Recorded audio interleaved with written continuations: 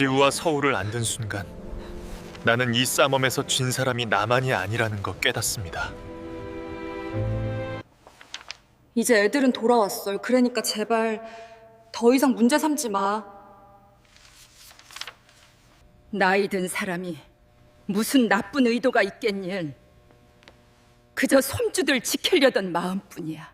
판결은 너무나 조용하게 내려졌고 그 순간 나는 진실이 얼마나 쉽게 묻히는지 봤습니다. 나는 상처투성이 두 조카와 함께 텅빈 복도에 남았고 그들의 세상은 오늘 또 한 번 부서졌습니다. 하와이행 비행기 탑승 수속을 위해 인천공항 제2터미널 카운터 앞에 섰을 때 아내 서연은 마치 조선시대 암행어사가 마패라도 꺼내듯 프레스티지석 티켓을 거만하게 흔들고 있었다. 그녀는 내 쪽을 향해 이코노미석 티켓을 두 손가락으로 집어 성의 없이 내밀며 입꼬리를 비틀었다. 이코노미야, 좁다고 징징대지 마. 지금 당신 주제엔 이것도 감지덕지니까. 나는 대꾸하지 않았다. 그저 묵묵히 내 여권과 신분증을 스캐너 위에 올려놓았을 뿐이다. 그 순간 지상직 직원의 모니터에 요란한 경고음과 함께 붉은색 화면이 전멸했고 직원은 헛바람을 삼키며 눈을 크게 떴다. 만약 당신이 단 한 번의 호흡만으로 인생이 송두리째 뒤바뀌는 순간을 겪어본 적이 있다면 그 순간의 공기가 얼마나 희박해지는지 시간이 엿가락처럼 늘어지는 그 기묘한 감각을 알 것이다. 직원의 동공이 흔들렸고 서연의 얼굴에 걸려있던 비릿한 조소는 순식간에 경직되었다.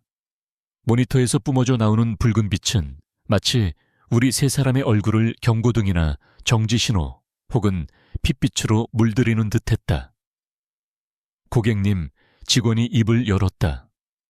그녀의 목소리는 엄청난 비보나 혹은 믿기 힘든 횡재를 전하기 직전 어느 쪽인지 갈피를 잡지 못한 사람들이 을에 취하는 신중하고 낮은 톤으로 가라앉아 있었다. 예약 정보에 중대한 특이사항이 확인됩니다.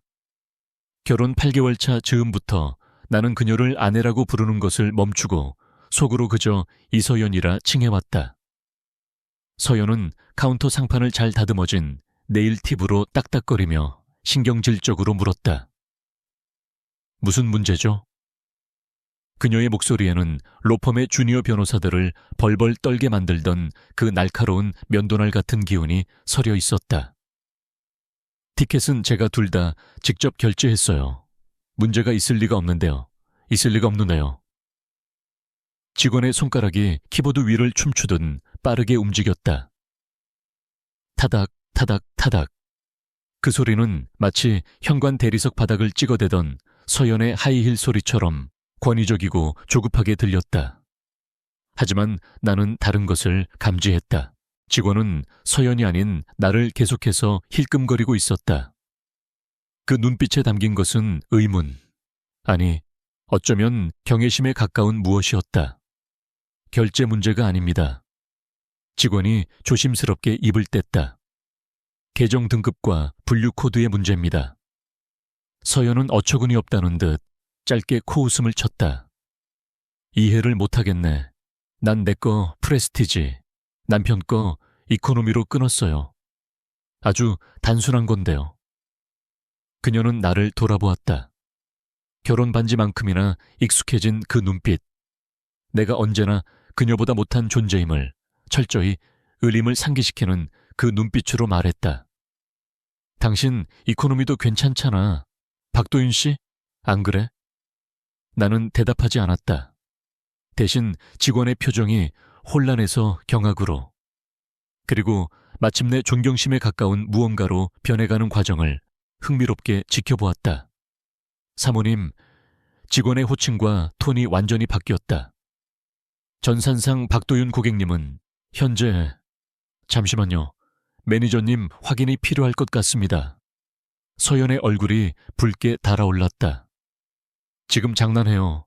우리 비행기 시간 다 됐다고요. 나 김앤장 소속 변호사예요. 이런 시간 낭비할 여유 없다고요. 나는 조용히 입을 열었다. 이서연. 그저 이름만 불렀을 뿐이다. 그녀가 나를 돌아보았고 찰나의 순간 그녀의 눈동자 깊은 곳에서 흔들림을 보았다. 불확실성 혹은 공포의 전조 같은 것 아주 좋았다. 90초도 차에 되지 않아 은발이 희끗한 공항의 온갖 진상들을 겪어낸 듯한 베테랑 매니저가 도착했다. 그녀는 화면을 보고 나를 보고 다시 화면을 보았다. 그리고 예상치 못한 행동을 했다. 그녀는 활짝 미소 지었다. 박도윤 회장님, 매니저의 목소리는 따뜻했고 프로페셔널했으며 서연이 세상을 향해 나를 하대하도록 훈련시킨 그 통화는 정반대였다. 여행 일정에 다소 착오가 있으셨던 것 같습니다. 서연이 말을 끊고 들어왔다. 무슨 소리예요? 내가 티켓을 샀다고요. 내가 좌석을 지정했고 나한테는 프레스티지, 저 사람한테는 이코노미. 내가 돈 낸 대로 처리하라고요. 매니저의 미소는 흐트러지지 않았지만 눈빛은 차갑게 식었다.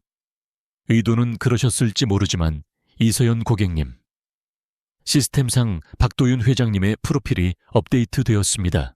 48시간 전 기준으로. 매니저는 모니터를 살짝 돌려 서연이 볼 수 있게 했다. 박도윤님은 미래텍와의 법인 파트너십을 통해 평생 회원 자격과 동반자 최고 우대 혜택을 보유한 다이아몬드 플러스 등급이십니다. 공항 바닥이 기울어지는 것 같았다. 아니, 내가 그렇게 느꼈을 뿐이다. 서연의 얼굴 위로 당혹감, 짜증, 불신이 스쳐 지나가다 마침내 순수한 분노로 굳어졌다. 말도 안 돼. 그녀가 뱀처럼 슉슉거렸다. 이 사람이 무슨... 그럴 리가 없어. 요소.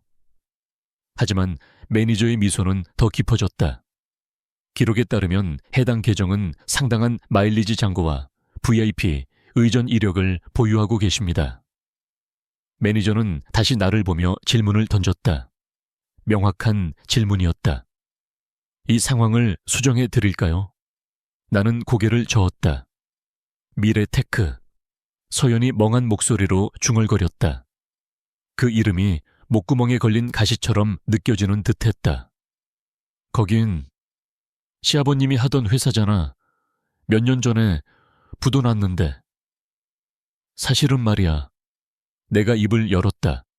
공항에 들어선 이후, 아니 지난 몇 달간 내가 뱉은 말 중 가장 무게감 있는 첫마디였다. 부도 난 게 아니야. 누군가 그 순간 서연의 표정을 그림으로 남겼다면 남편을 전혀 모르는 여자의 초상이라 이름 붙였으리라. 분노와 구역질이 만나는 경계에서 그녀의 얼굴색은 창백하다 못해 푸르딩딩했다. 무슨 소리야? 부도가 아니라니? 그녀의 목소리가 한 옥타브 치솟았다. 주변 사람들이 쳐다보기 시작했다. 서연은 사람들이 쳐다보는 걸 끔찍이 싫어했다. 단, 그 시선이 그녀의 미모나 성공 혹은 트로피처럼 들고 있는 프레스티지 티켓을 향한 부러움일 때만 제외하고, 내 말은 나는 마치 패를 다 쥐고 상대가 무슨 게임인지도 모르는 판을 지켜보는 타짜처럼 평온하게 말했다. 미래테크는 망하지 않았어. 사명을 변경하고 비상장으로 전환해서 구조조정을 했을 뿐이지. 사실 꽤 성공적이었어. 매니저가 헛기침을 하며 분위기를 환기했다. 회장님, 그럼 사모님 좌석도 회장님과 동일하게 1등석으로 업그레이드해 드릴까요? 현재 자녀 좌석이 있습니다. 동반자 혜택으로 가능하십니다. 아니요. 나의 거절은 담배 연기처럼 혹은 노래의 마지막 음표처럼 공중에 무겁게 내려앉았다. 서연은 나를 쳐다보았다. 정말로 지난 몇 달 만에 처음으로 나라는 인간을 제대로 쳐다보았다. 나는 그녀의 변호사 두뇌가 상황을 재계산하고 함의를 파악하고 우주의 중심이 더 이상 자신이 아니라는 사실을 깨닫는 과정을 지켜보았다. 아니요. 그녀가 되물었다. 아니라니. 서연이가 적절하다고 판단해서 티켓을 샀잖아. 그녀의 판단을 무시하고 싶지 않군요. 나는 매니저에게 고개를 돌렸다. 난 내 1등석으로 가겠습니다. 집사람은 본인이 예매한 이코노미를 타든 자비로 업그레이드를 하든 알아서 하겠죠. 박도윤, 내 이름이 그녀의 입술 사이에서 비명처럼 갈라졌다. 쾌감이 일었다. 아주 조금. 이게 뭐 하는 짓이야? 무슨 일인데? 무슨 일이냐고. 당신이 내 무덤 위에서 춤을 추는 동안 내가 9개월간 죽은 척하며 숨죽여 있었다는 걸 어떻게 설명해야 할까? 당신이 뱉은 모든 무시, 공개적인 모욕, 일상적인 잔인함이 증거물처럼 기록되고 분류되어 당신이 알지도 못하는 소송을 위해 차곡차곡 쌓여왔다는 걸 어떻게 말해야 할까? 아직은 아니다. 한 번에는 안 된다. 이건 나는 1등석 2웨이 탑승권을 집어들며 말했다. 휴가야. 매니저는 프로답게 신속히 수속을 마쳤다. 서연은 꽝인 복권이라도 쥔 것처럼 이코노미 34열 중간 좌석 탑승권을 꽉 쥐고 얼어붙어 있었다. 당신 이러면 안 돼. 그녀가 마침내 입을 열었지만 목소리는 떨리고 있었다. 여보, 이건 너무 창피하잖아. 그래, 내가 동의했다. 창피한 일이지. 나는 지난주 청담동 편집샵에서 3년 동안 살 수 없는 척 연기했던 최고급 가죽 가방을 집어들고 보안 검색대를 향해 걸음을 옮겼다. 등 뒤에서 서연이 매니저에게 규정과 업그레이드, 승객의 권리를 운운하며 따지는 소리가 들려왔다. 매니저의 차분한 설명과 서연의 멘탈이 무너져 내리는 소리가 뒤섞였다. 나는 멈추지 않았다. VIP 전용 검색 라인은 한산했다. 컨베이어 벨트에 가방을 올리고 역시 서연이 모르는 비자금으로 산 이탈리아제 수제 구두를 벗어 검색대를 통과했다. 보안 요원이 고개를 끄덕였다. 그저 평범한 화요일, 평범한 승객, 특별할 것 없는 풍경이었다. 검색대 너머 의자에 앉아 다시 구두를 신었다. 손이 떨리지 않았다. 그게 나조차 놀라웠다. 나는 이 순간을 수십 번 상상해왔다. 서연의 확신에 금이 가고 진실의 파편이 드러나는 순간을. 그럴 때마다 나는 내가 긴장하거나 불안해하고 심지어 후회할지도 모른다고 생각했었다. 하지만 아무런 감정도 들지 않았다. 9개월 만에 처음으로 진짜 나 자신이 된 기분이었다. 주머니 속 핸드폰이 진동했다. 서연이었다. 도대체 무슨 상황이야? 이어서 또 하나. 박도윤, 대답해. 그리고 장난치지 마. 나는 답장하지 않았다. 그저 사진첩을 열어 지난 몇 달간 만들어둔 폴더들을 훑어보았다. 은행 거래 내역, 녹음 파일, 이메일, 문자 메시지.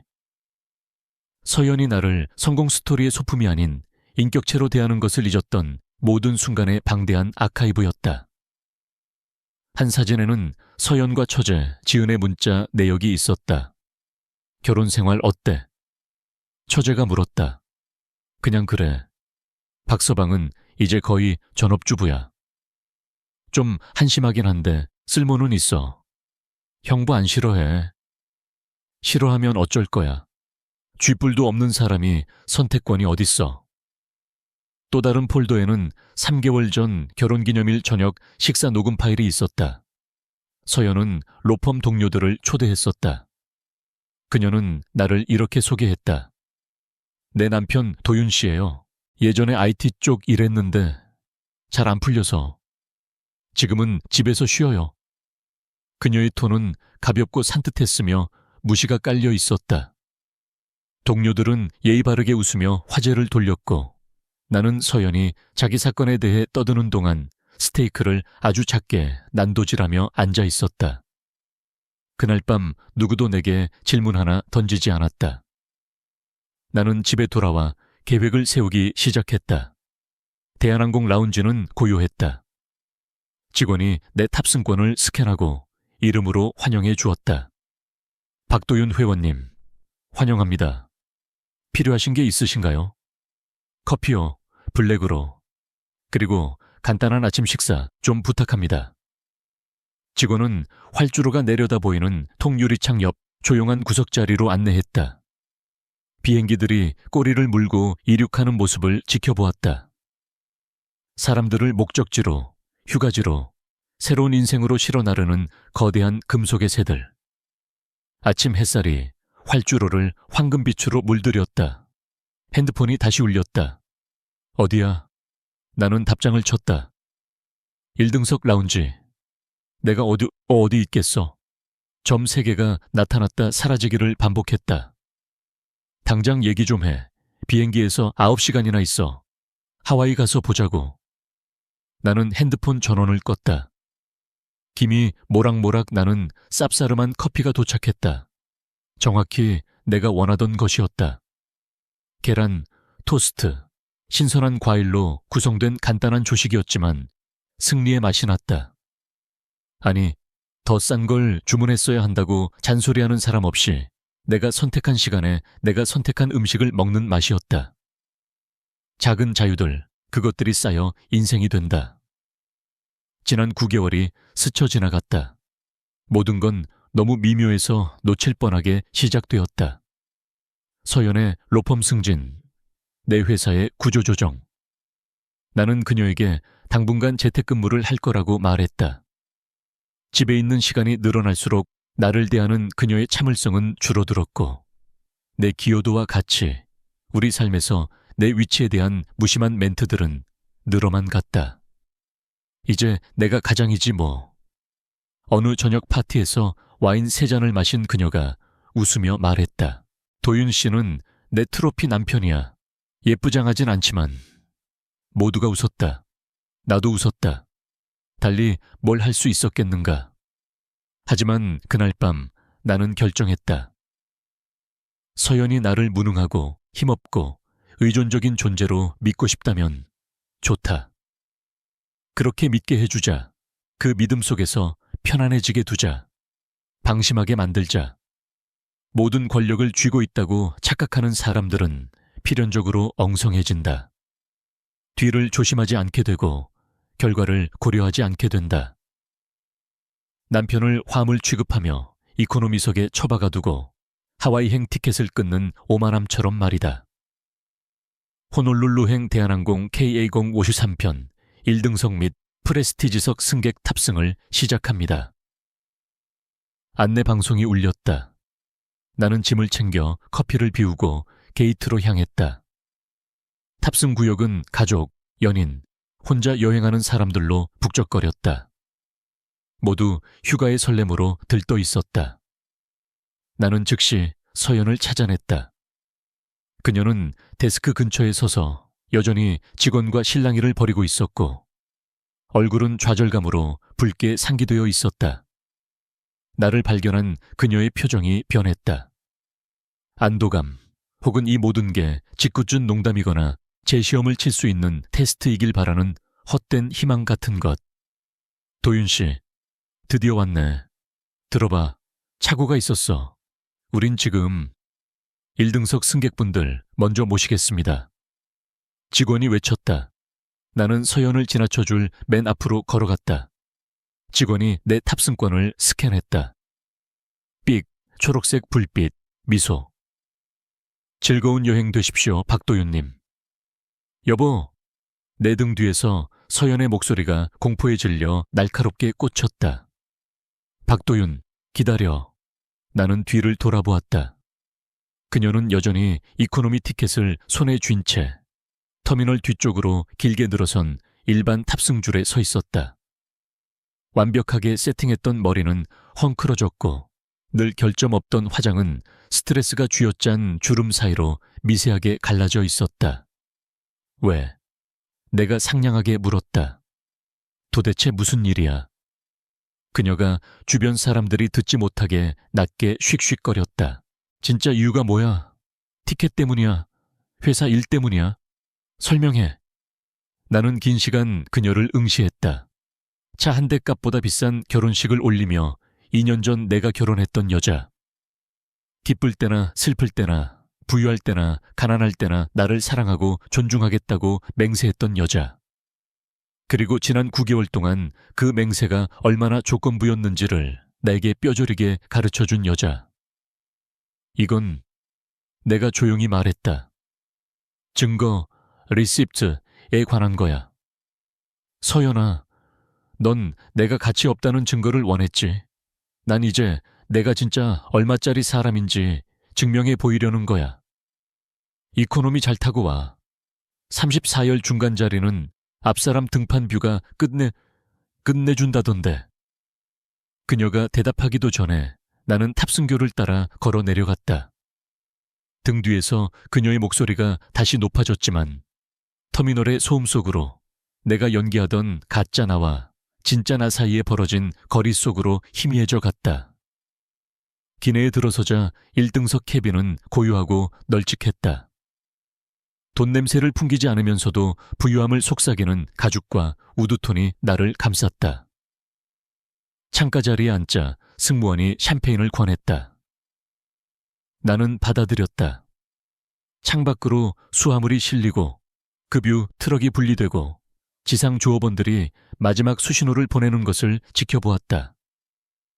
세상이 나를 들어 올려 새로운 곳으로 데려갈 준비를 하고 있었다. 비행기 모드로 전환하기 전 핸드폰이 마지막으로 진동했다. 이서연, 우리 결혼 이걸로 끝일 줄 알아. 나는 미소 지으며 답장을 쳤다. 응, 끝이야. 비행기가 게이트에서 밀려났다. 엔진이 굉음을 내며 깨어났다. 땅을 박차고 하늘로 솟아오르는 순간 나는 지난 9개월간 느끼지 못했던 무언가를 느꼈다. 자유였다. 하지만 이건 시작에 불과했다. 서연은 내 기내용 가방 안에 든 USB 드라이브에 대해 몰랐다. 그녀의 로펌 윤리위원회에 내가 제출할 서류들에 대해서도, 내가 녹음한 대화들과 찾아낸 그녀의 비밀 계좌, 꼼꼼하게 기록된 거짓말과 조작의 거미줄에 대해서도 몰랐다. 그녀가 나를 그저 무해하고 쪼그라든 남편으로 생각하는 동안, 그녀가 경멸의 성을 쌓아 올리는 동안 나는 방역의 사건 파일을 만들고 있었다는 것을 꿈에도 몰랐을 것이다. 이번 하와이 여행은 아주 흥미로울 예정이었다. 샴페인에서 복수의 맛이 났다. 차갑고 비싸고 톡 쏘는 맛. 서연이었다면 나에게 물이나 마시라고 하고선 자기 혼자 주문했을 바로 그 맛이었다. 우리 돈 아껴야지. 알잖아. 그녀가 프리미엄 와인 리스트에 손을 뻗으며 했던 말이 떠올랐다. 나는 기억했다. 모든 것을 기억했다. 승무원이 따뜻한 물수건과 시집처럼 읽히는 메뉴판을 들고 돌아왔다. 마카다미아를 입힌 도미구이, 코나 커피로, 룹한 안심 스테이크, 릴리코이 치즈케이크. 나는 가격을 확인하지 않고 서연의 감사가 내 위장을 조여오던 그 익숙한 통증 없이 원하는 모든 것을 주문했다. 도미구이가 좋겠네요. 내가 말했다. 와인 페어링도 부탁합니다. 승무원이 따뜻하게 미소 지었다. 탁월한 선택이십니다, 박도윤님. 이륙 직후 서비스 시작하겠습니다. 박도윤님, 서연의 남편이 아니다. 싼 좌석에 앉은 놈도 아니다. 그저 내 이름. 유능함과 자율성, 가치를 인정해주는 그 전문적인 정중함으로 불리는 내 이름. 만약 당신이 너무나 서서히 작아져서 자신이 줄어들고 있다는 사실조차 깨닫지 못한 채 살아왔다면, 갑자기 다시 본래의 키로 섰을 때 느껴지는 그 기묘한 현기증을 이해할 것이다. 이 높은 곳에서 내려다보는 세상은 모든 것이 달라 보였다. 모든 것이 다르게 느껴졌다. 비행기는 꾸준히 상승했다. 발 아래 도시는 격자무늬가 되었다가 지도가 되었다가 추상화가 되어 멀어졌다. 나는 내 뒤 어딘가, 땀 냄새, 나는 사업가와 배낭여행 온 대학생 사이에 껴서 앞좌석에 무릎이 닿은 채 구겨져 있을 서연을 생각했다. 내가 이 작은 굴욕에서 그녀를 구해주지 않았다는 사실을 깨달았을 때 그녀의 표정을 상상했다. 작은 굴욕, 그게 핵심이었다. 서연은 작은 굴욕을 주는데 전문가였다. 1000번의 종이 베이엠 페이퍼 컷스 같은 죽음. 하나하나는 부인할 수 있고 농담이나 실수 혹은 나의 예민함 탓으로 돌릴 수 있는 것들. 도윤 씨는 너무 예민해. 칵테일 파티에서 나를 전업주부라고 소개한 뒤 그녀가 했던 말이다. 그냥 장난이었는데 왜 항상 다큐로 받아들여? 하지만 나는 그녀가 그 말을 할 때 눈빛을 보았다. 공개적인 자리에서 상대를 깎아내리고 상대가 어쩔 수 없이 억지 미소를 짓는 꼴을 보며 느끼는 그 권력의 희열. 이제 그녀도 그 기분을 알게 될 것이다. 단 하나의 작은 굴욕. 이코노미 클래스, 중간 좌석. 그녀가 나를 위해 선택했던 바로 그것을 이제 그녀가 겪게 되었다. 사람들은 이걸 인과응보라 부른다. 나는 이걸 제1장이라 불렀다. 나는 누군가에게 권력을 쥐어주는 것이 그 사람이 나를 더 사랑하게 만드는 방법이 아니라는 걸 미처 깨닫지 못했다. 그것은 오히려 나를 덜 사랑하게 만드는 길이었다. 기장의 목소리가 인터폰 너머로 지직거렸다. 승객 여러분, 호놀룰루 공항에 착륙을 시작하겠습니다. 승무원들은 착륙 준비해 주시기 바랍니다. 9시간이 흘렀다. 9시간의 평화, 나만의 공간, 그리고 누군가의 판단이 중력처럼 나를 짓누르지 않는 상태로 존재하는 것이 어떤 느낌인지 기억해 낼 수 있었던 시간이었다. 창문 덮개를 올렸다. 발 아래로 하와이가 바다에서 솟아오르고 있었다. 푸른 산맥, 하얀 모래사장, 약속처럼 해안을 따라 펼쳐진 도시. 낙원, 팜플렛들은 이곳을 그렇게 불렀다. 하지만 나에게 이곳은 다를 것이다. 법정, 무대, 혹은 내가 증거를 제시하고 서연이 공들여 쌓아 올린 현실이 태풍 속 카트의 집처럼 무너지는 꼴을 지켜볼 장소. 예측 4000피트 아래로 하강하자마자 비행기 모드를 끄니 핸드폰이 진동했다. 서연에게서 온 문자 15통. 내용을 자세히 읽지 않고 쭉 스크롤했다. 전개는 뻔했다. 분노, 혼란, 협상시도, 협박, 그리고 공포. 몇 분 전 도착한 마지막 문자가 눈에 들어왔다. 도윤 씨, 제발. 내가 뭘 잘못했든 미안해. 내리면 제발 대화 좀 하자. 응? 제발. 그녀는 몇 달 전부터 나에게 제발이라는 단어를 쓰는 법을 잊어버렸었다. 나는 답장하지 않았다. 대신 이메일 앱을 열어 공항으로 출발하기 전 작성해둔 임시 저장 메일을 찾았다. 제목, 김앤장 소속 이서연 변호사의 윤리 위반 및 파트너 품위 손상에 관한 건. 수신인은 서연이 소속된 로펌의 대표 변호사들과 윤리위원회였다. 첨부 파일에는 내 USB에서 선별한 문서들이 담겨 있었다. 최민호 이사와의 불륜 증거, 회사 법인 카드를 사적인 용도로 유용한 내역, 그리고 사소해 보이지만 모이면 그녀가 자신을 법 위에 있는 존재라 믿고 있음을 증명하는 수많은 위반 사례들. 나는 이 이메일을 몇 주 전에 썼고 다듬었으며 3명의 다른 변호사에게 법적 검토까지 마쳤다. 모든 내용은 사실이었고 문서화되었으며 입증 가능했다. 나는 그저 전송 버튼을 누를 완벽한 타이밍만을 기다리고 있었다. 비행기가 부드러운 충격과 함께 활주로에 닿았다. 엔진이 역추진되면서 기체가 감속했다. 승무원이 호놀룰루에 오신 것을 환영한다는 방송을 하는 동안 내 손가락은 전송 버튼 위를 맴돌았다. 아직은 아니다. 모든 일에는 순서가 있고 리듬이 있는 법이다. 가진 탄약을 한 번에 다 쏟아부어서는 안 된다. 상대가 무엇이 다가오고 있는지 보게 해야 한다. 자신이 나를 얼마나 치명적으로 과소평가했는지 천천히 깨닫게 해야 한다. 좌석 벨트 표시등이 꺼졌다. 승객들이 일제히 일어나 짐칸을 열고 복도로 쏟아져 나왔다. 나는 기다렸다. 1등석의 특권, 서두를 필요가 없었다. 핸드폰이 울렸다. 이서연. 음성 사서함으로 넘겼다. 즉시 다시 울렸다. 거절 버튼을 눌렀다. 문자가 떴다. 당신 보여. 거기 그대로 있어. 당장 얘기해. 나는 천천히 아주 신중하게 짐을 챙겼다. 머리 위 짐칸에서 내린 최고급 가죽 가방, 재킷, 그리고 자리에 앉을 때 잠시 내려놓았던 내 존엄성까지 모두 챙겨들었다. 나가는 길에 승무원이 미소 지었다. 하와이에서 즐거운 시간 되세요, 박도윤님. 그럴 생각입니다. 나는 다시 대답했다. 탑승교는 시원하고 멸균된 냄새가 났다.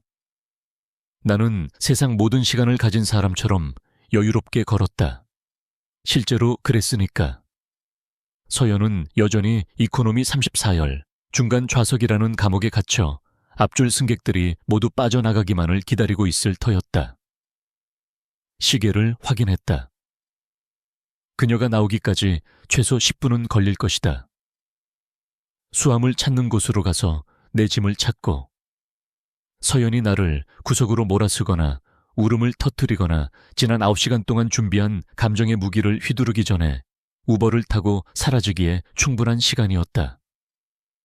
나는 걸음을 재촉했다. 등 뒤 어딘가 터미널 안에서 서연은 아마도 인파를 뚫고 필사적으로 하이힐을 또각거리며 달려오고 있을 것이다. 얼굴은 붉게 상기되고 절박하며 상황 파악이 안 된 채로. 좋다. 궁금해하게 놔두자. 걱정하게 만들자. 무력감이 어떤 것인지 단 한순간만이라도 느끼게 해주자. 이건 고작 첫째 날일 뿐이다. 하와이의 공기가 따뜻한 포옹처럼 나를 감쌌다. 습기를 머금은 바람에서 플루메리아 꽃향기와 짭조름한 소금 냄새가 났다. 공항 특유의 냄새와는 다른 살아있는 냄새였다. 터미널 밖 잠시 멈춰 서서 그 공기를 들이마셨다. 비행기 안에 재활용된 차가운 공기를 태양이 씻어내는 것을 느꼈다. 주위에는 가족과 재회하는 관광객들, 택시를 잡는 사람들, 야자수를 배경으로 첫 번째 인증샷을 찍는 사람들도 북적였다. 행복한 사람들. 전쟁을 준비하며 3만 피트 상공에서 샤르도네를 홀짝이지 않은 사람들. 핸드폰이 진동했다. 또 서연이었다. 어디야? 비행기 내린 거 다 봤어. 대답해. 유치하게 숨지 말고. 숨는다. 참신한 표현이군. 나는 지난 9개월 동안 그녀의 눈앞에서 대놓고 숨어 지냈다. 지금은 그저 햇볕 아래 서 있을 뿐이다. 우버 앱을 열고 3분 거리에 있는 차를 호출했다. 3분 정도는 버틸 수 있었다. 수함을 찾는 곳은 아수라장이었다. 컨베이어 벨트 주위로 가족들이 몰려들었고 아이들은 뛰어다녔다. 긴 비행 끝에 열대지방에 도착했을 때 느껴지는 그 특유의 피로와 흥분이 뒤섞인 묘한 분위기. 내 가방이 나타났다. 꼬냑색 가죽 모노그램이 새겨진 기내용 가방과 세트로 맞춘 녀석. 나는 가방을 낚아채 출구로 향했다. 막 우버가 도착하고 있었다. 거기서 박도윤. 군중을 가르고 날카로운 목소리가 날아와 꽂혔다. 뒤를 돌았다. 서연이 달리고 있었다. 힐을 신고는 절대 뛰지 않는 여자가 완벽하게 세팅된 머리가 헝클어지는 것도 아랑곳하지 않고 달리고 있었다. 얼굴은 붉게 달아올랐고 분노와 공포가 뒤섞여 있었다. 흐트러진 모습조차 아름다웠다. 아름다움은 언제나 그녀의 무기였다. 그녀가 얼마나 큰 상처를 줄 수 있는지 순간적으로 잊게 만드는 치명적인 무기. 그 차 타지 마. 그녀가 숨을 헐떡이며 내게 다가왔다. 기사가 막 창문을 내리는 참이었다. 박도윤님. 기사가 우리 둘을 번갈아 보며 물었다. 네, 내가 대답했다. 아니요, 서연이 끼어들었다. 지금 당장 얘기 좀 해. 나한테 그 정도 빚은 있잖아. 나는 그녀를 쳐다보았다. 정말 뚫어지게 쳐다보았다. 누군가 상황의 통제권뿐만 아니라 자기 인생의 서사 전체에 대한 통제권을 잃어가고 있음을 깨닫는 순간을 본 적이 있다면 그 표정을 알 것이다. 패닉도 아니고 분노도 아닌 그 중간 어딘가. 우주가 다시 정상 궤도로 돌아와 자신이 대장이 되기를 기다리는 어린아이 같은 원초적인 표정. 난 당신한테 빚진 거 없어, 이서연. 있어. 우린 부부잖아. 당신 그냥... 그녀가 차와 나 그리고 주위를 거칠게 가리켰다. 비행기에서 사람 망신 주고 이렇게 도망가는 거 아니야. 이건 아니라고. 그럼 뭐가 맞는 건데? 내가 차분하게 물었다. 설명해봐. 내 입장에서 보면 당신은 자기는 1등석 타면서 나한테 이코노미 티켓 끊어줬어. 그건 당신 선택이었고 난 그걸 바로잡았을 뿐이야. 바로잡아? 도대체 무슨 소리야? 미래테크, 다이아몬드 등급, 법인 파트너십, 회사 부도 났다며. 아니, 내가 말했다. 구조조정이라고 했어. 당신이 부도라고 단정지었지. 그게 당신 시나리오에 더 잘 어울렸으니까. 그녀의 눈이 가늘어졌다. 시나리오라니? 무슨? 당신은 성공한 변호사, 나는 망한 사업가. 당신이 나를 먹여 살리는 가장이고 나는 얹혀 사는 식충이. 당신이 날 전업주부라고 소개할 때마다 우월감을 느낄 수 있는 그 완벽한 시나리오 말이야. 난 절대, 당신은 항상 그랬어. 그리고 그거 알아? 내가 그렇게 하게 뒀어. 내가 빈털터리고 무력하고 당신한테 매달려 사는 것처럼 믿게 놔뒀다고. 왜 그랬는지 알아? 그녀가 나를 멍하니 쳐다보았다. 운전기사가 불편한 듯 헛기침을 했다. 보고 싶었거든. 내가 몸을 숙여 낮게 속삭였다. 당신 본색이 뭔지, 당신이 모든 권력을 가졌다고 생각할 때 어떤 인간이 되는지. 그리고 서연아, 내가 본 건 정말 별로였어. 박 선생님, 기사가 다시 불렀다. 기다릴까요? 아니요. 내가 뒷좌석 문을 열며 말했다. 갑니다. 우리, 서연의 목소리가 높아졌다. 우리가 간다니. 도윤 씨, 설명하기 전엔 나도 그 차 안 타. 그럼 타지 마. 나는 짐을 싣고 차에 올라탔다. 따로 와. 숙소는 그랜드 하얏트인 거 알지? 난 내 방에 있을 거야. 아 참, 내 방이라고 해야겠네. 그것도 가서 얘기하자고. 그녀가 대꾸하기도 전에 문을 닫았다. 빠른 탈출이 상책임을 직감한 기사는 즉시 출발했다. 창문 너머로 서연이 캐리어를 옆에 둔 채 인도에 홀로 서 있는 모습이 보였다. 입을 벌린 채 멍하니 서 있는 그녀는 작고 초라해 보였다. 그녀가 수백 번 나를 그렇게 느끼게 만들었던 바로 그 모습이었다. 나는 뒤를 돌아보지 않았다. 해안 도로를 따라 리조트까지 가는 40분. 기사 김 씨는 눈치 빠르게 침묵을 지키며 부드러운 하와이 음악만 틀어주었다. 가끔 관광 가이드처럼 풍경을 설명했지만 대답을 요구하진 않았다. 그 침묵이 고마웠다. 아드레날린이 뒤늦게 덮쳐와 손이 떨리기 시작했다.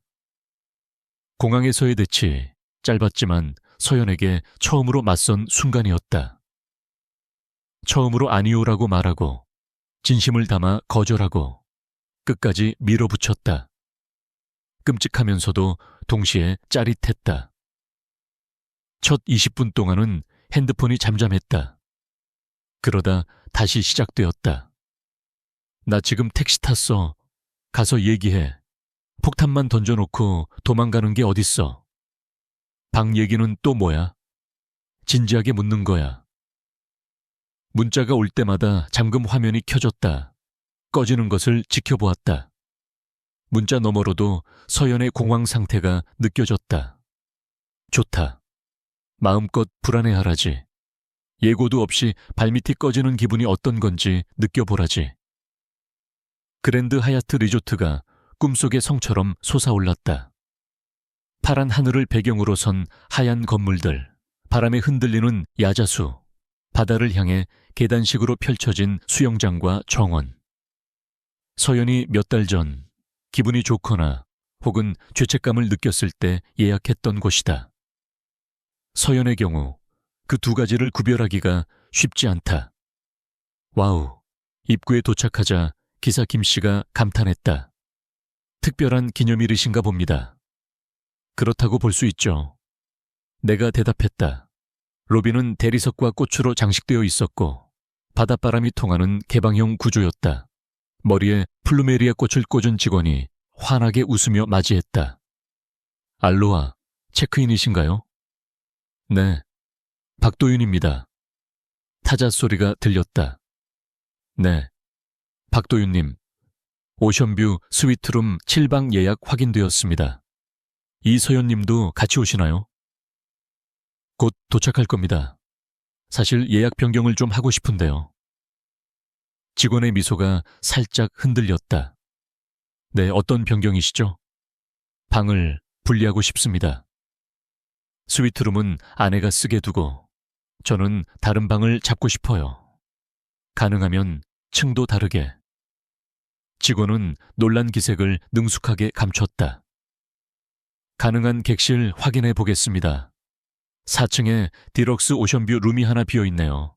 괜찮으실까요? 완벽합니다. 결제는 두 방 다 제가 합니다.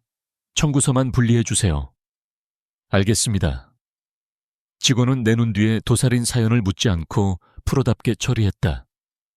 여기 키입니다. 고객님 방은 4리 미호, 사모님 스위트룸은 8208호입니다. 더 필요하신 건 없으신가요? 아, 하나 더요. 아내가 도착하면 전해 주시겠습니까? 저녁 7시에 후무후무 누쿠누쿠 아프아 레스토랑에서 보자고요.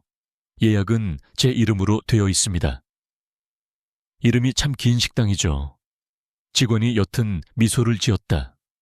꼭 전달하겠습니다.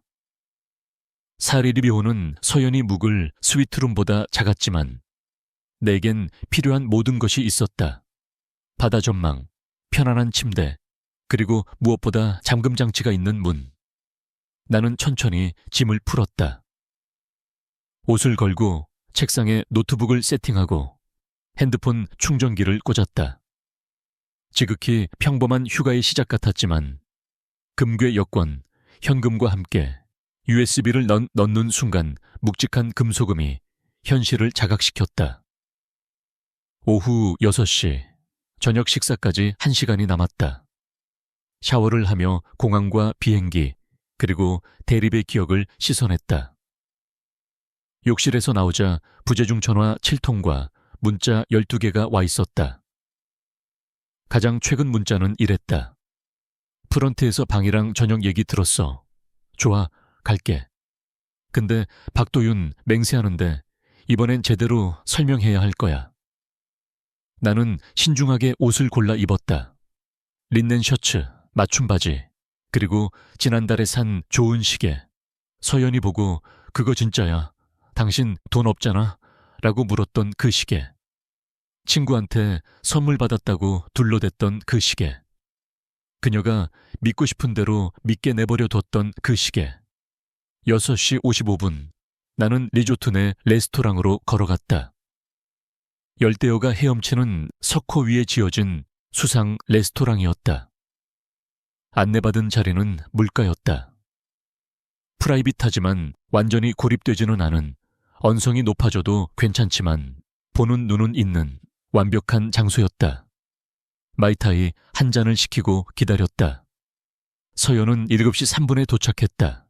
옷을 갈아입고 화장을 고치고 머리도 완벽하게 다시 세팅한 상태였다. 그녀는 눈부시게 아름다웠다. 언제나 그랬다. 그 아름다움은 갑옷이자 무기였고 자신을 얕잡아 볼지도 모르는 세상을 향한 방패였다. 하지만 전에는 보지 못했던 디테일들이 눈에 들어왔다. 눈가에는 닿지 않는 입꼬리만의 미소, 잔뜩 굳은 어깨, 식당과 사람들과 비상구를 스캔하는 계산적인 눈빛. 그녀는 전투를 준비하고 있었다. 도윤 씨, 그녀가 맞은편에 앉으며 말했다. 방을 따로 쓴다고. 진짜야, 이 난리를 피우고 내 스위트룸에서 자고 싶진 않았을 거 아니야? 난리? 박도윤, 난 아직 뭐가 뭔지 하나도 모르겠어. 내가 뭐 대단한 범죄라도 저지른 것처럼 구는데 난 고작 비행기표 끄는 거밖에 없어. 웨이터가 나타나자 대화가 끊겼다. 서연은 당연하다는 듯 비싼 와인을 주문하고 메뉴판을 밀어냈다. 배 안 고파. 뭐라도 좀 먹어. 내가 부드럽게 권했다. 이래라 저래라 하지 마. 웨이터가 물러가자 서연이 몸을 앞으로 숙이며 낮게 으르렁거렸다. 좋아, 정리해보자. 지금부터 다 설명해. 회사 돈, 그놈의 항공사 등급, 각방 쓰는 거, 전부 다. 그러고 나서 어떻게 수습할지 얘기해. 수습? 뭘 수습해? 우리 결혼 말이야. 여보, 우리 휴가 온 거야. 이틀 뒤면 결혼 기념일이라고. 기억은 나? 잊고 있었다. 정말 까맣게 잊고 있었다. 이번 여행 중에 결혼 2주년이 껴있다는 사실을. 2년, 20년처럼 느껴지던 2년. 기억해, 내가 말했다. 그럼 이게 다 뭐 하는 짓이야? 그녀가 손을 휘저었다. 이런 수동적인 공격 태세 말이야. 불만이 있으면 어른답게 말로 해. 말로. 말로 하라니. 내가 시도하지 않았던 것처럼. 내가 우려를 표할 때마다 그녀가 나를 문제 있는 사람으로 몰아가고 감정을 가졌다는 이유로 사과하게 만들었던 건 잊은 것처럼. 좋아. 내가 말했다. 말로 하자. 아주 간단한 질문부터 시작해볼까? 왜 당신은 1등석을 끊고 나한테는 이코노미를 끊었어?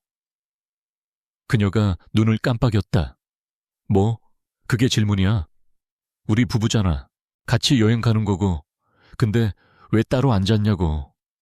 난... 그녀가 잠시 멈칫했다. 당신이 이코노미가 더 편할 거라고 생각했어. 거기가 더 아늑하잖아. 서연아, 이코노미는 좁아. 그게 팩트야. 알았어, 그래. 솔직한 걸 원해. 그녀의 목소리가 딱딱해졌다. 내가 돈 냈어. 내가 일해서 번 돈으로. 난 1등석 탈 자격 있다고 생각했고. 당신은 이코노미 탈 자격밖에 없다. 아니, 그런 뜻이 아니라. 여보, 말을 왜 그렇게 꼬아? 나 이번 여행 오기 전에 주 80시간 일했어. 피곤해 죽겠다고.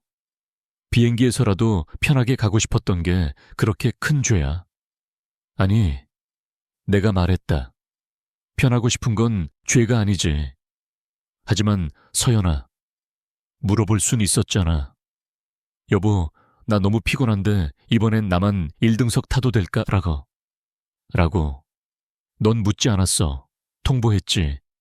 티켓을 사고 좌석을 배정하고 마치 부하 직원한테 업무 지시하듯 나한테 이코노미 표를 던져줬어. 그건 던진 게 아니라 당신은 트로피처럼 1등석 티켓을 흔들어댔어. 내 목소리는 여전히 차분했지만 억누를 수 없는 날이 서 있었다. 나한테 비웃음을 날리며 불평하지 말라고 했지. 기억나?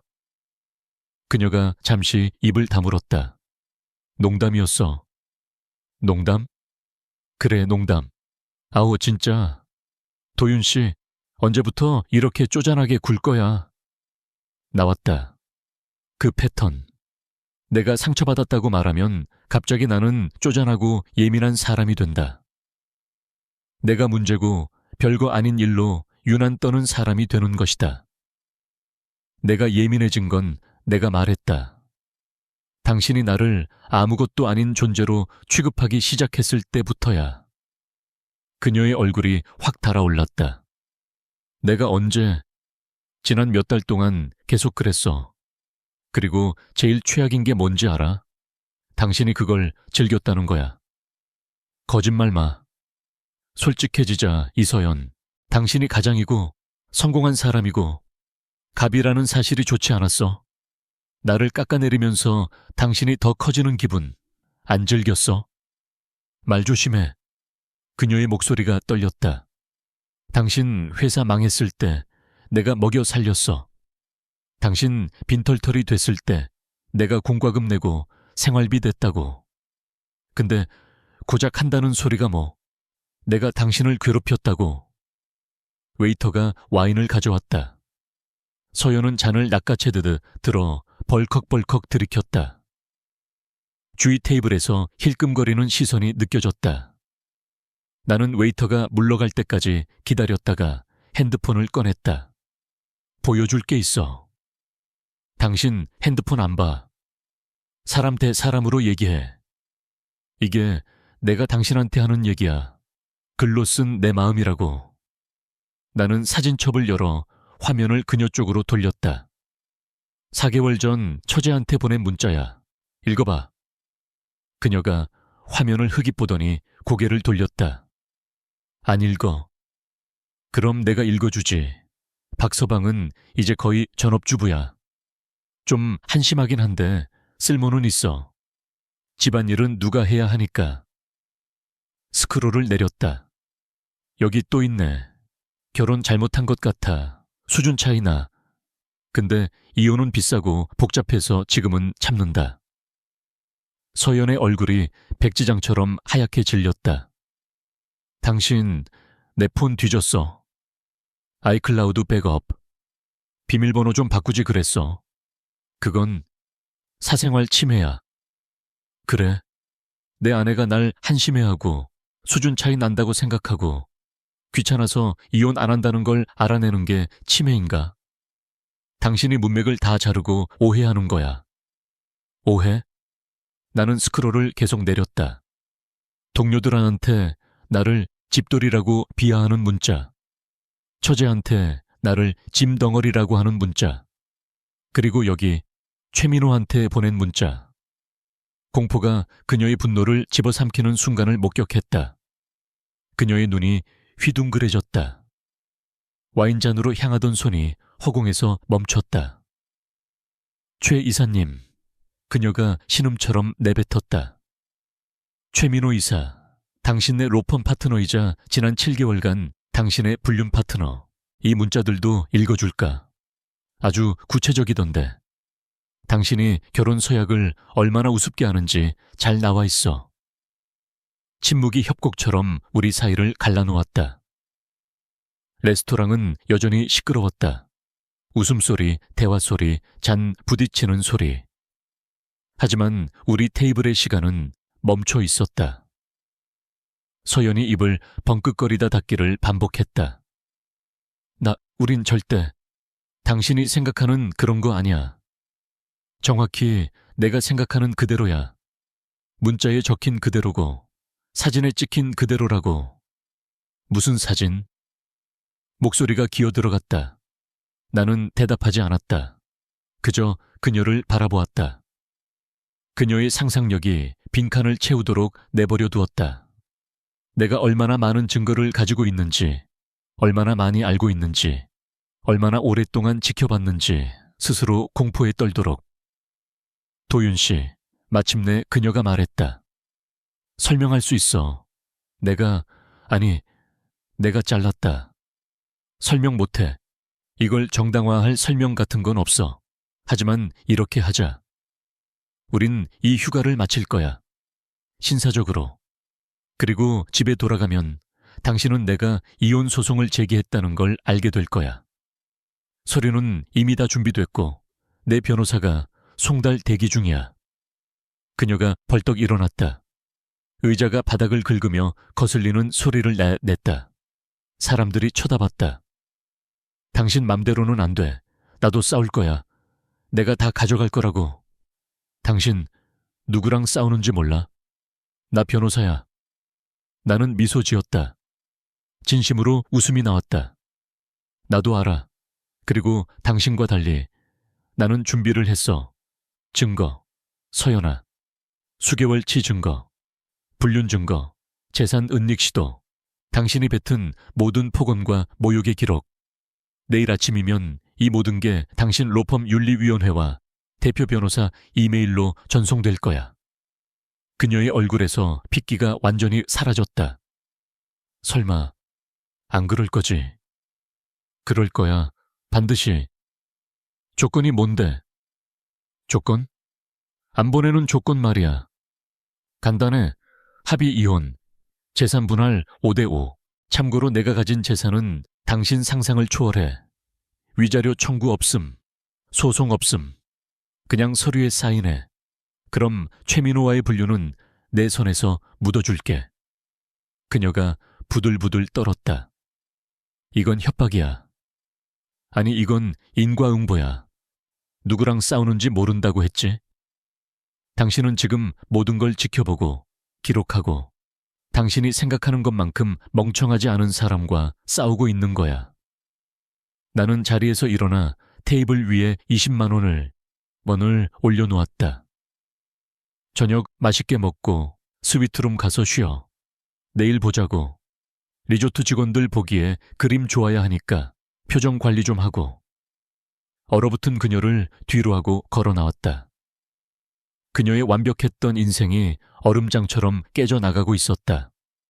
밖으로 나오자 하와이의 밤하늘은 별들로 가득 차 있었다. 나는 그 밤 공기를 깊이 들이마셨다. 몇 달 만에 처음으로 숨을 쉴 수 있을 것 같았다. 잠을 자는 것은 포기했다. 대신 해변으로 나갔다. 밤의 냉기를 머금은 모래가 발바닥에 차갑게 닿았다. 바다는 짙은 회색이었지만 수평선 너머에서 태양이 위협적으로 솟아오르자 은빛으로 뒤척였다. 해변에는 부지런한 몇몇이 점을 찍듯 흩어져 있었다. 파도를 체크하는 서퍼들, 손을 잡고 산책하는 노부부, 물가에서 요가를 하는 여자, 평범한 사람들, 낙원에서 결혼 생활이 폭파되는 중이 아닌 지극히 정상적인 사람들. 나는 폐가 타들어가고 다리가 후들거릴 때까지 달렸다. 머릿속을 꽉 채운 잡음들이 관리 가능한 수준으로 잦아들 때까지. 돌아오는 길 발목을 적시는 파도는 차갑고 깨끗했다. 방에 두고 온 핸드폰에는 메시지 11개가 와 있었다. 서연이 밤새 보낸 것들이었다. 밤 10일 477 지금 얘기해. 자정 박도윤 대답해. 광역 115 이거 미친 짓이야. 대역의 3부 잠이 안 와. 제발 얘기 좀 하자. 022-17 상처 주려던 건 아니었어. 033-43 미안해. 됐어? 사과하면 되잖아. 그리고 마지막 문자 0418 당신 깨어있는 거 알아. 베란다 불 켜진 거 다 보여. 등골이 서늘해졌다. 그녀는 한밤중에 자기 방 베란다에 서서 내 방 불이 켜졌는지 꺼졌는지 감시하고 있었던 것이다. 통제광이 궁지에 몰렸을 때 보여주는 저 섬뜩한 집착. 나는 짧게 답했다. 아침 8시 수영장 식당. 답장은 1초 만에 왔다. 알았어. 오전 6시 45분.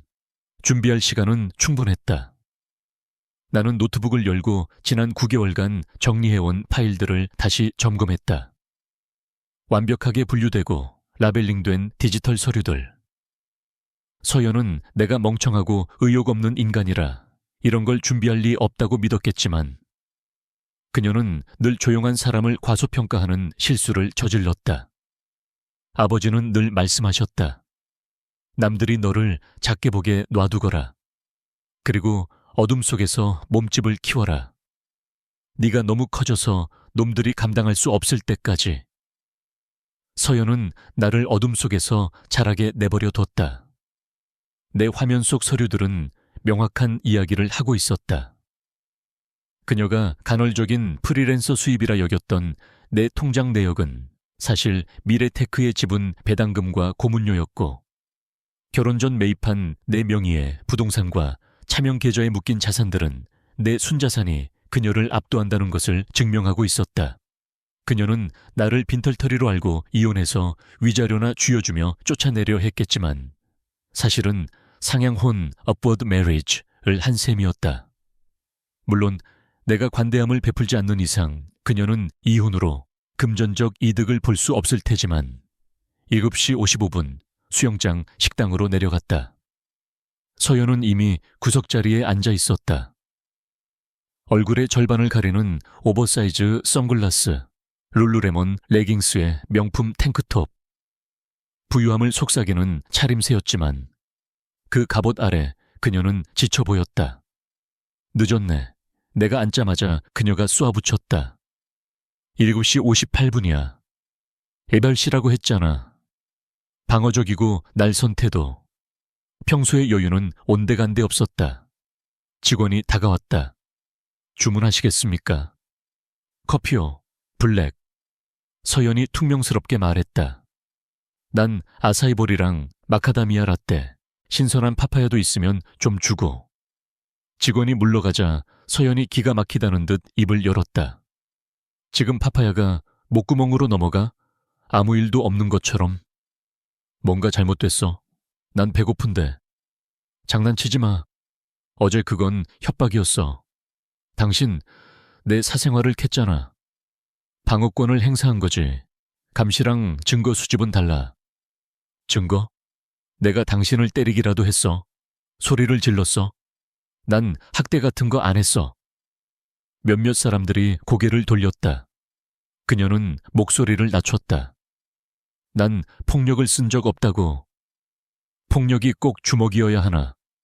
이 변호사, 가정법원 사건 많이 다뤄봤잖아. 정서적 학대가 뭔지 모를 리 없을 텐데. 그녀가 뒤로 물러 앉았다. 9개월 동안 날 투명 인간 취급하고 사람들 앞에서 조롱거리로 만들고 경제권으로 옥죄는 거. 그게 학대가 아니면 뭐야. 게다가 당신 불륜까지 저질렀잖아. 그건 스트레스 때문이었어. 실수였다고. 실수? 7개월 동안이나? 직원이 음료를 가져왔다. 서연은 커피를 방패처럼 움켜쥐었다. 원하는 게 뭐야? 조건? 말했잖아. 깨끗한 이혼, 재산 분할 5대5, 진흙탕 싸움 없음. 돈? 당신 돈 없다며. 근데 무슨 재산 분할이야. 내 변호사가 보낼 재산 명세서를 보면 알게 될 거야. 당신이 훔친 돈도 포함해서 정산해야지. 훔치다니. 지난 6개월간 우리 공동 계좌에서 당신 개인 계좌로 이체된 5천만 원. 선 비상금치곤 액수가 좀 크던데. 이혼 준비 자금이었나? 서연의 얼굴이 하얗게 질렸다. 그걸 어떻게 다 알고 있었어, 서연아. 네가 최민호랑 언제 어디서 잤는지, 회사 법인카드로 호텔 결제한 것까지 전부 다. 최 이사님 얘기는 꺼내지 마. 그녀가 떨리는 목소리로 말했다. 내 커리어 망칠 셈이야. 이미 네가 망쳤어. 난 그냥 보고할지 말지 결정하는 중일 뿐이고. 그녀는 벌떡 일어났다. 생각할 시간이 필요해. 그래, 천천히 해. 우리에겐 6일이나 남았으니까. 그녀는 도망치듯 자리를 떴다. 나는 남은 파파야를 천천히 씹어 삼켰다. 달콤했다. 오후 3시, 억지로 예약된 선셋 카타마란 투어를 위해 선착장으로 나갔다. 이미 취소 불가 상품이었다. 서연은 5분 늦게 나타났다. 수영복 위에 흰색 커버업을 걸치고 여전히 선글라스로 눈을 가린 채였다. 배에 오르자 사진사가 카메라를 들이댔다. 신혼부부인가요? 다정하게 좀 붙어보세요. 스마일. 서연의 몸이 뻣뻣하게 굳었다. 나는 보란듯이 그녀의 허리를 감싸 안았다. 웃어, 여보. 남들 보잖아. 셔터 소리와 함께 우리는 세상에서 가장 행복한 부부인 척 연기했다. 속은 썩어 문드러지고 있는데 겉으로는 웃는 것. 지난 9개월간 내가 매일 해오던 짓을 이제 그녀가 배우고 있었다. 배가 항구를 떠나자 서연이 낮게 말했다. 어젯밤에 최민호랑 통화했어. 그래? 뭐래? 그 자식은? 당신이 허세 부리는 거라고 하더라. 진짜 증거가 있으면 벌써 터뜨렸지. 이렇게 뜸 들일 리 없다고. 그냥 자존심 상한 남편의 객기일 뿐이니까 무시하래. 나는 소리내어 웃었다. 최민호답다. 오만하고 멍청한 엘리트 의식. 객기라. 재밌네. 최민호는 잃을 게 많은 사람이야. 그 사람 와이프, 처가, 그리고 로펌 내에서의 평판. 내가 윤리위원회에 투서를 넣으면 로펌은 리스크 관리 차원에서라도 그를 내칠 수밖에 없어. 파트너 변호사가 소속 변호사와 불륜을 저지르고 법인카드까지 유용했다. 김앤장이 그런 스캔들을 그냥 덮을 것 같아. 서연이 나를 쳐다보았다. 처음으로 공포가 아닌 어떤 체념 같은 것이 읽혔다. 당신 진짜 할 생각이구나. 안 할 이유가 없지. 날 건드리면 어떻게 되는지 보여주어야지. 변호사한테도 물어봤어. 그녀가 덧붙였다. 뭐래? 당신이 불륜 폭로를 빌미로 이혼 조건을 강요하면 그건 협박죄가 될 수 있대. 공갈 협박. 나는 그녀를 정면으로 응시했다. 그 변호사가 이건 안 가르쳐 주던가? 내가 요구하는 건 법적으로 정당한 내 몫의 재산 분할과 합의 이혼뿐이야. 불법적이거나 과도한 금품을 요구한 게 아니라고. 그건 협박이 아니라 협상이고 레버리지야. 멍청한 변호사를 뒀네. 서연은 말문이 막힌 듯 입을 다물었다. 배는 붉게 물드는 석양 속으로 나아갔고 주위의 연인들은 서로에게 기대어 사랑을 속삭였지만 우리 사이엔 차가운 바닷바람만 불어왔다. 나는 샴페인을 한 모금 마셨다. 전쟁은 아직 끝나지 않았다. 내가 요구하는 건 정당한 재산 분할과 깔끔한 이혼이야. 이건 협박이 아니야, 서연아. 레버리지라고 부르는 거지. 서연이 입술을 깨물었다. 협박처럼 들리는데. 당연히 그렇겠지. 인과응보라는 게 당하는 사람 입장에선 늘 억울하게 느껴지는 법이니까. 그때 눈치 없는 직원이 다가왔다. 작은 종이 우산이 꽂힌 사진 찍기 딱 좋은 화려한 트로피컬 칵테일 2잔을 들고서 신사분 거 하나, 그리고 아름다운 숙녀분 거 하나요. 저도 마실래요. 서연이 낚아채듯 잔을 받아들었다. 사실 2잔 다 주세요. 직원이 사람 좋게 웃었다. 어젯밤에 과음하셨나 봐요. 상상도 못하실걸요. 서연이 중얼거렸다. 직원이 사라지자마자 그녀는 칵테일을 길게 들이켰다. 알코올이 식도를 타고 넘어가는 것을 느끼며 그녀가 물었다. 당신 변호사 말이 이미 소송 서류 접수했다며. 사실이야. 언제? 2주 전에. 돌아가는 즉시 송달될 거야. 2주 전. 그녀가 헛웃음을 지었지만 눈에는 물기가 없었다. 그러니까 이 여행, 이 휴가, 전부 다 당신은 이미 끝낼 작정으로 온 거네. 이미 서류 다 꾸며놓고 어젯밤 그 저녁 식사도, 지금 이 배 위에서의 시간도, 저 바다도, 다른 커플들도 전부 다 연극이었어? 그래. 도대체 왜 굳이 여기까지 와서? 네가 예약했으니까. 하와이에서 결혼기념일을 축하하고 싶다며. 네가 원하는 걸 주고 싶었어.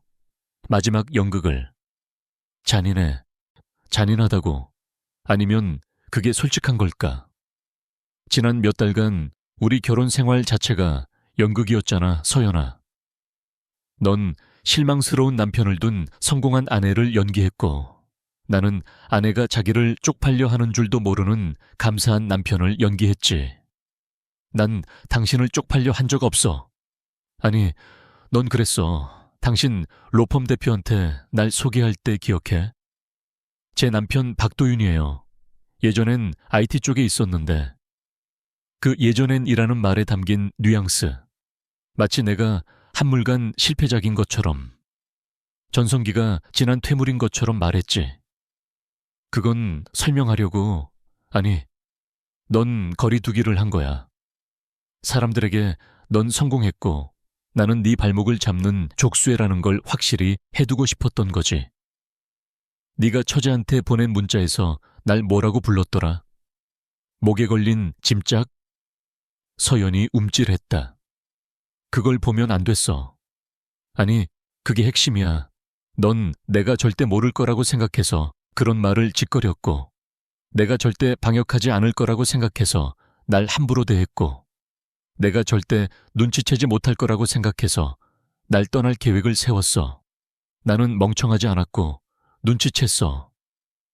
서연은 대답 대신 남은 술을 비웠다. 그래, 알았어. 당신 말이 맞아. 일부는 인정해. 떠날 준비를 하고 있었어. 잔인한 말을 했다는 것도 알아. 하지만 도윤 씨, 이해해줘. 난 숨이 막혔어. 내가 거대한 실수를 저지른 것 같았고 실패자로 보이지 않으면서 이걸 수습할 방법을 몰랐어. 그래서 당신 해결책은 나를 실패자로 만드는 거였군. 나는 버티려고 그랬어. 믿을 만한 사람들한테 하소연한 거야. 당신이 그 문자들을 보게 될 줄은 꿈에도 몰랐어. 하지만 난 봤어. 이제 알겠어.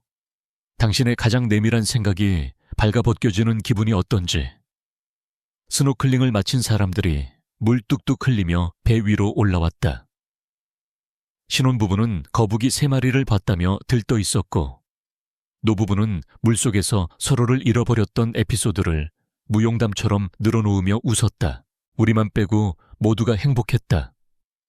점심이 나왔다. 나는 먹었고 서연은 샌드위치를 깨작거리다 내려놓았다. 배는 다시 움직였고 깎아질은 절벽과 숨겨진 해변을 지났다. 선장이 하와이 신화와 지질학적 역사에 대해 떠드는 동안 나는 쓸데없는 지식들을 머릿속에 저장했다. 서연은 핸드폰을 켰다 껐다 했다. 여기선 신호가 잡히지 않았다. 변호사한테도 처제한테도 최민호한테도 연락할 수 없었다. 오직 나와 그녀 그리고 바다뿐이었다. 난 나쁜 사람이 아니야. 그녀가 불쑥 말했다. 당신이 나쁜 사람이라고 한 적 없어. 당신 태도가 그렇잖아. 당신 복수극의 빌런 취급하고 있잖아. 난 당신을 나에게 반복적으로 상처를 줬고 이제 그 대가를 치르는 사람으로 대하고 있을 뿐이야. 다르지 않아. 당신이 날 미워하는 게 느껴져. 지난 몇 달 동안 숨겨왔던 증오가 느껴진다고. 나는 생각했다. 내가 그녀를 미워하나? 한때는 진심으로 사랑했다.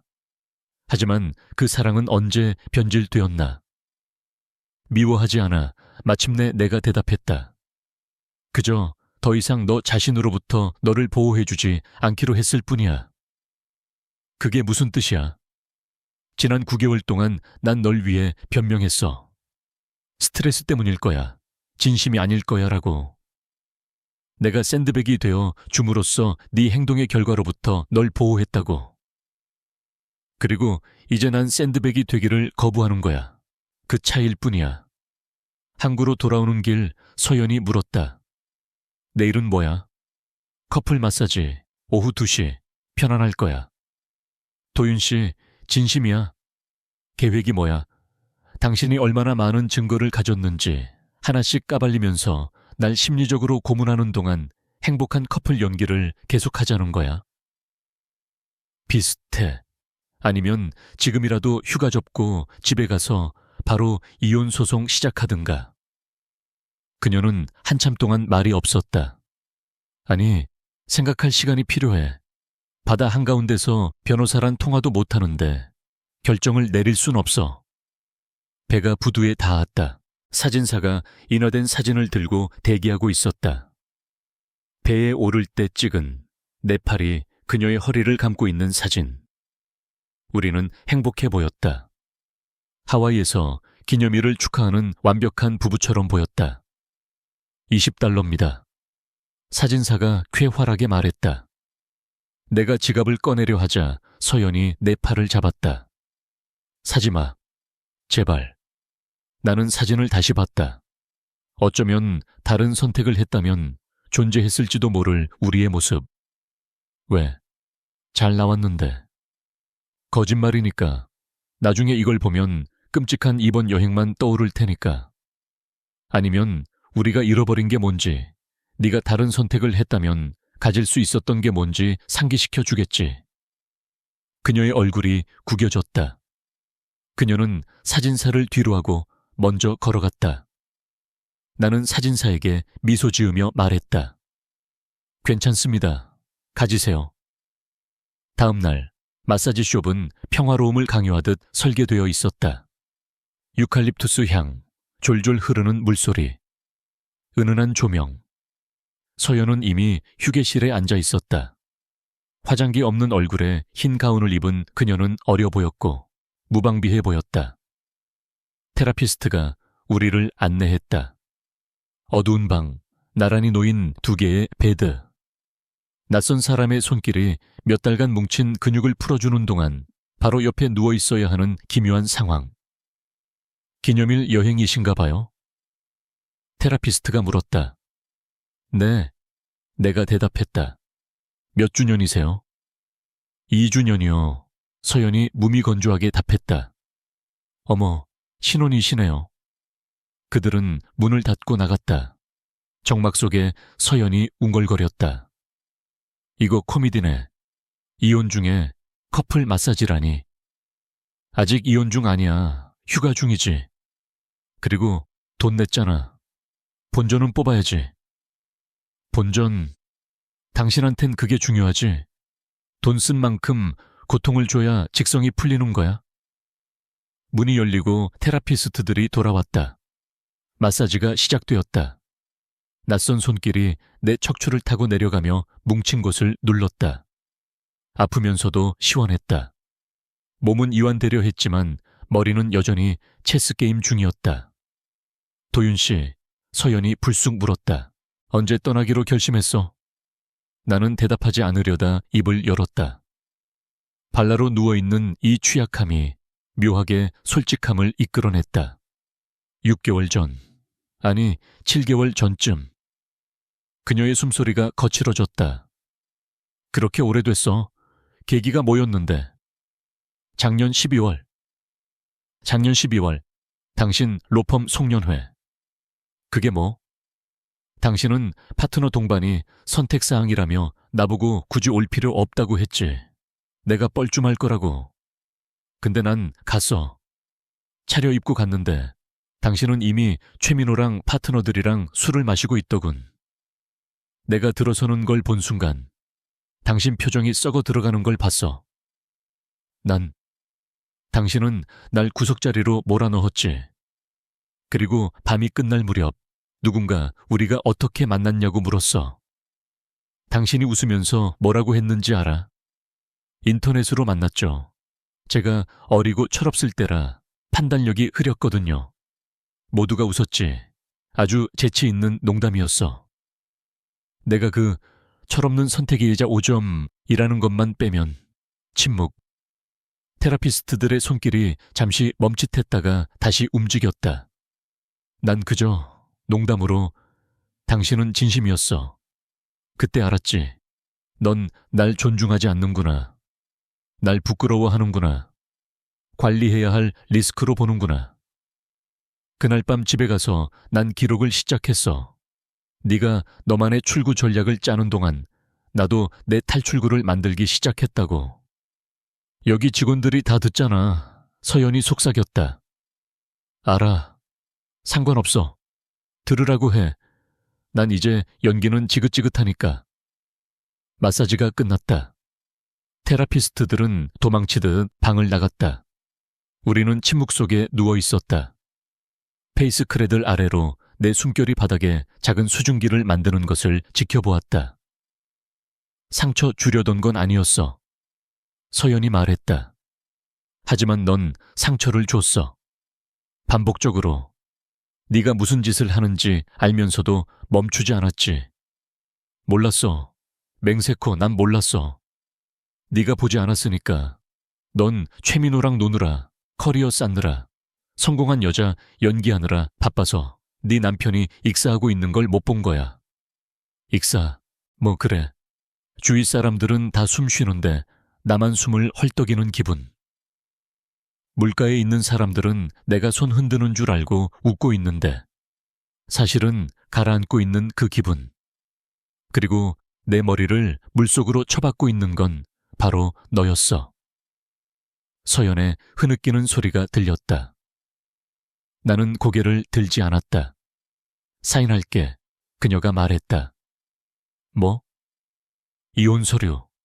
당신 조건대로. 사인할게. 싸우지 않고 깨끗하게. 이제 그만하자. 서로 그만 괴롭히자. 몸을 일으켜 그녀를 보았다. 눈물 범벅이 된 얼굴로 그녀가 앉아 있었다. 그렇게 간단하게? 간단하지 않아. 당신 말이 다 맞으니까. 내가 끔찍했어. 이기적이었고 내 죄책감을 덮으려고 당신을 예민한 사람 취급했어. 송년화의 일 기억나. 다음날 아침 당신이 기분 나빴다고 말했던 것도 기억나. 내가 당신 보고 속 좁다고 면박 줬던 것도 인정할게. 그녀가 떨리는 숨을 내쉬었다. 난 내가 언제부터 이런 괴물이 됐는지 모르겠어.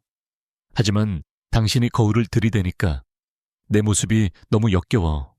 그러니까 사인할게. 최민호랑도 끝낼 거야. 당신 말대로 걘 가정이 있고 우린 틀렸어. 윤리위원회 투서는 보내지 마. 제발. 그것만은 내 커리어는 남겨줘. 내가 가진 건 그것뿐이잖아. 가진 건 그것뿐이라는 말이 처량하게 들렸다. 하지만 그녀의 눈물은 진짜였다. 계산적인 변호사가 아니라 무너져 내린 한 인간의 얼굴이었다. 생각해볼게. 내가 말했다. 생각한다고? 난 당신이 원하는 걸 다 줬잖아. 알아. 하지만 24시간 전만 해도 넌 날 협박범 취급하며 싸우겠다고 했어. 이 갑작스러운 항복을 바로 믿지 못하는 건 이해해줘. 그래, 그럴만해.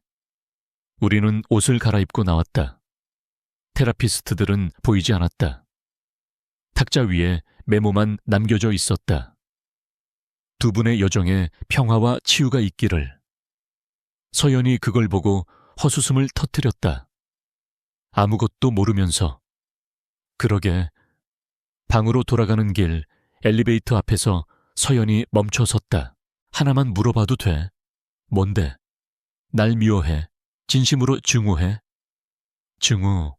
그것도 에너지가 필요한 감정이다. 나에게 남은 건 탈증과 실망뿐이었다. 아니, 내가 솔직하게 말했다. 미워하지 않아. 그저 너한테 상처받는 일이 지겨울 뿐이야. 그게 더 아프네. 미워한다는 건 아직 감정이 남았다는 뜻이니까. 엘리베이터가 도착했다. 우리는 탔다. 12층과 4층. 문이 닫히며 좁은 상자 안에 갇혔다. 어쨌든 3층을 지나며 서연이 말했다. 미안해, 미안하다는 말로 해결 안 되는 거 알지만 내가 변해버린 모습, 당신한테 한 짓, 진심으로 미안해. 4층. 문이 열렸다. 알아. 내가 내리며 말했다. 그리고 그 말, 믿을게. 문이 닫혔고 그녀는 위로 올라갔다. 나는 복도를 걸어 내 방으로 갔다. 창밖으로 무심한 바다가 보였다. 핸드폰이 진동했다. 한 변호사였다. 업데이트. 그녀가 서명에 동의했습니다. 나는 답장을 쳤다. 깔끔한 이혼, 무쟁해. 축하합니다. 하지만 축하받을 기분이 아니었다. 승자가 없는 전쟁에서 이긴 기분. 폐허가 된 도시에서 혼자 살아남아 걸어 나오는 기분이었다. 이제 3일 남았다. 하와이에서의 3일. 우리는 부부였던 낯선 타인으로 남은 시간을 견뎌야 한다. 내일은 아무 일정도 없다. 그냥 생각하고 정리하고 다음을 준비할 시간. 안도감이나 승리감이 들어야 마땅했지만 나는 그저 피곤했다. 새벽에 잠이 깼다. 침대는 너무 넓었고 정막은 너무 무거웠다.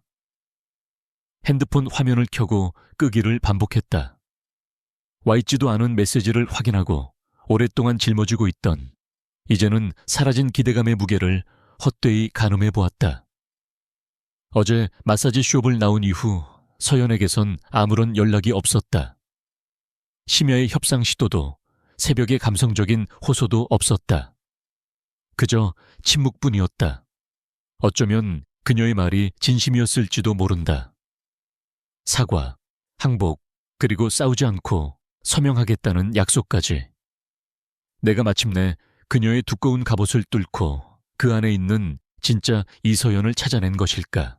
아니면 더 유능한 변호사를 선임하고 최민호와 머리를 맞대고 정면 돌파가 실패한 지금 새로운 전략을 짜느라 바쁜 것일까? 어느 쪽이 더 최악인지 알 수 없었다. 새벽 6시 잠을 자는 건 포기했다. 러닝복을 챙겨 입고 해변으로 나갔다. 동트기 전의 바다는 짙은 회색이었고 모래는 차가웠다. 해변에는 부지런한 몇몇이 점을 찍듯 흩어져 있었다. 파도를 체크하는 서퍼들, 손을 잡고 걷는 노부부, 물가에서 요가를 하는 여자. 평범한 사람들, 낙원에서 결혼 생활이 폭파되는 중이 아닌 지극히 정상적인 사람들.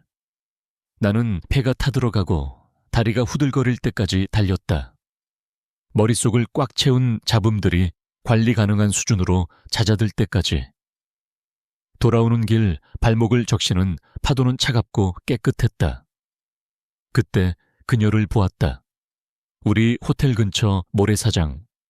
무릎을 끌어안고 수평선을 응시하고 있는 서연이었다. 요가 바지에 헐렁한 스웨트 셔츠, 질끈 묶은 머리.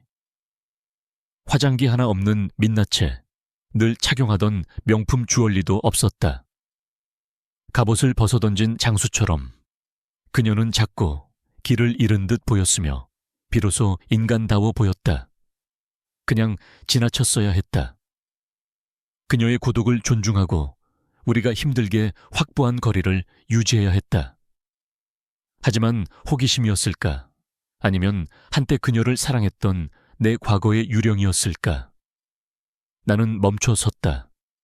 잠이 안 와. 그녀가 놀라서 돌아봤다. 나라는 걸 확인하고는 살짝 긴장을 풀었다. 아니야. 앉을래. 나는 잠시 망설이다가 적당한 거리를 두고 모래 위에 앉았다. 닿을 순 없지만 파도 소리에 소리치지 않아도 대화가 가능한 거리. 잠시 침묵이 흘렀다. 해가 떠오르며 하늘을 비현실적인 분홍빛과 주황빛으로 물들였다. 낙원은 약속을 지키고 있는데 정작 우리는 그걸 받아들일 자격이 없다는 사실이 뼈 아팠다. 어젯밤에 최민호한테 전화했어. 한참 만에 서연이 입을 열었다. 그래. 끝내자고 했어. 불륜이든 뭐든.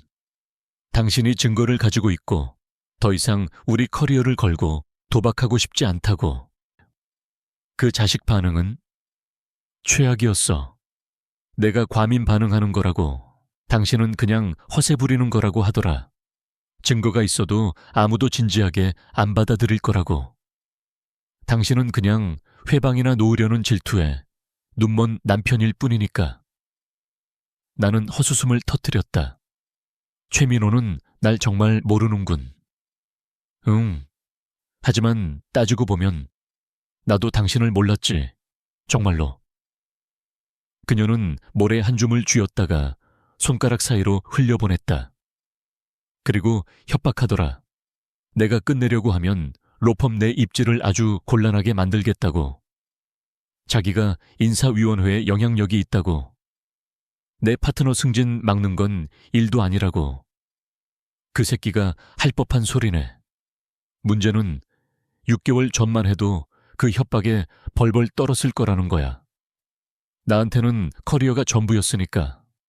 권력 있는 사람이 내 앞길을 막는다는 상상만으로도 공황 발작이 올 정도였어.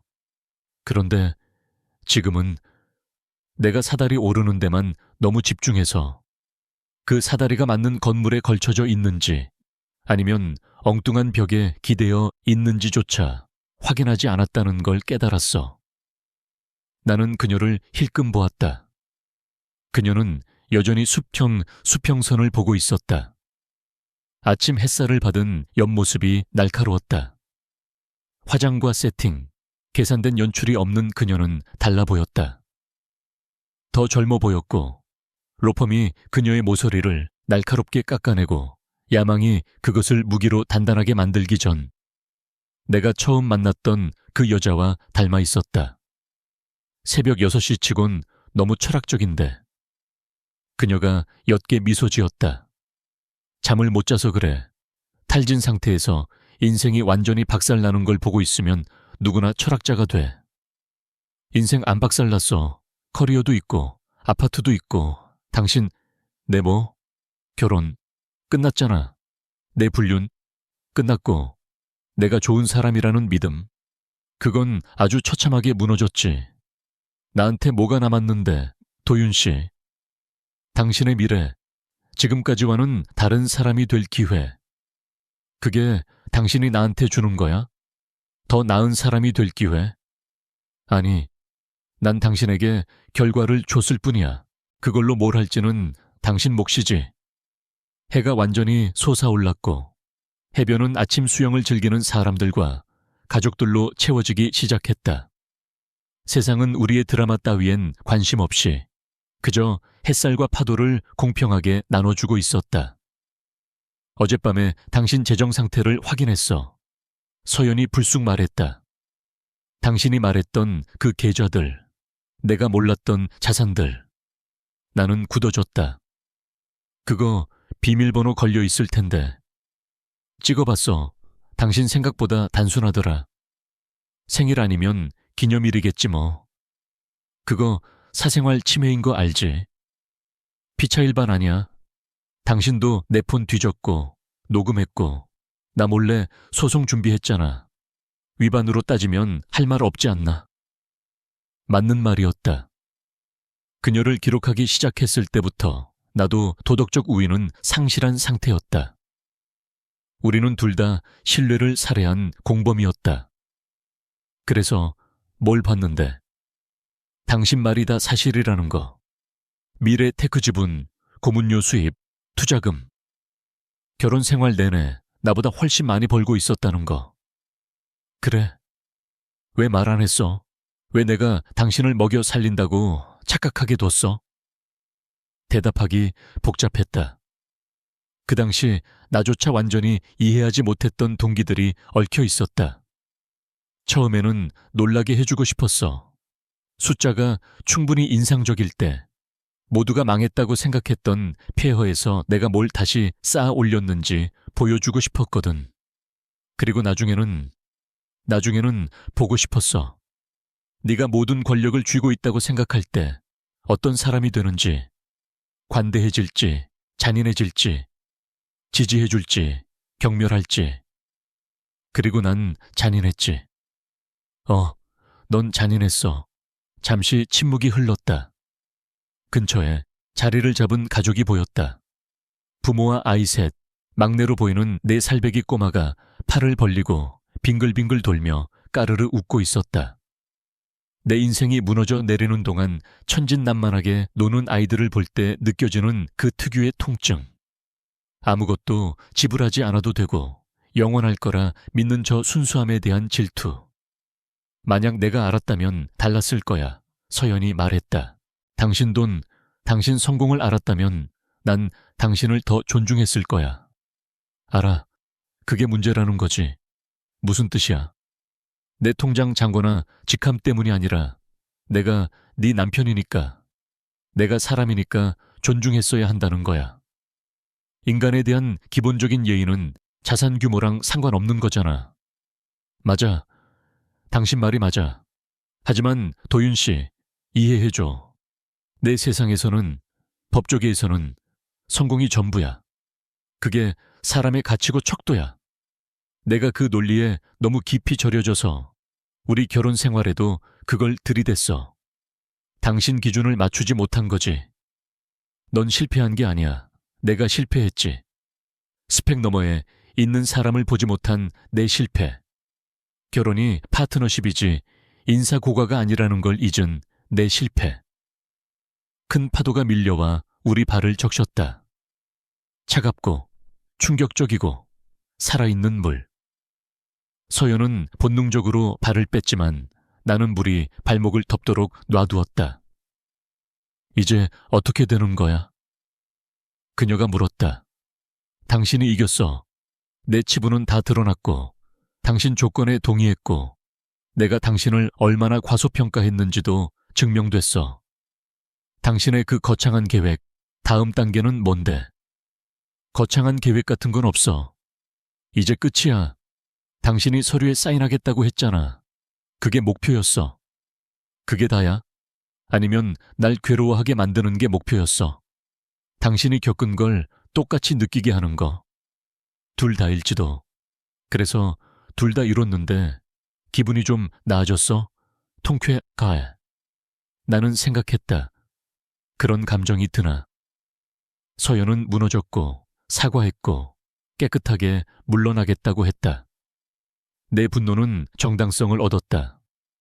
하지만 솟아오르는 태양과 무심한 바다 앞에 앉아있는 지금 승리감 따위는 없었다.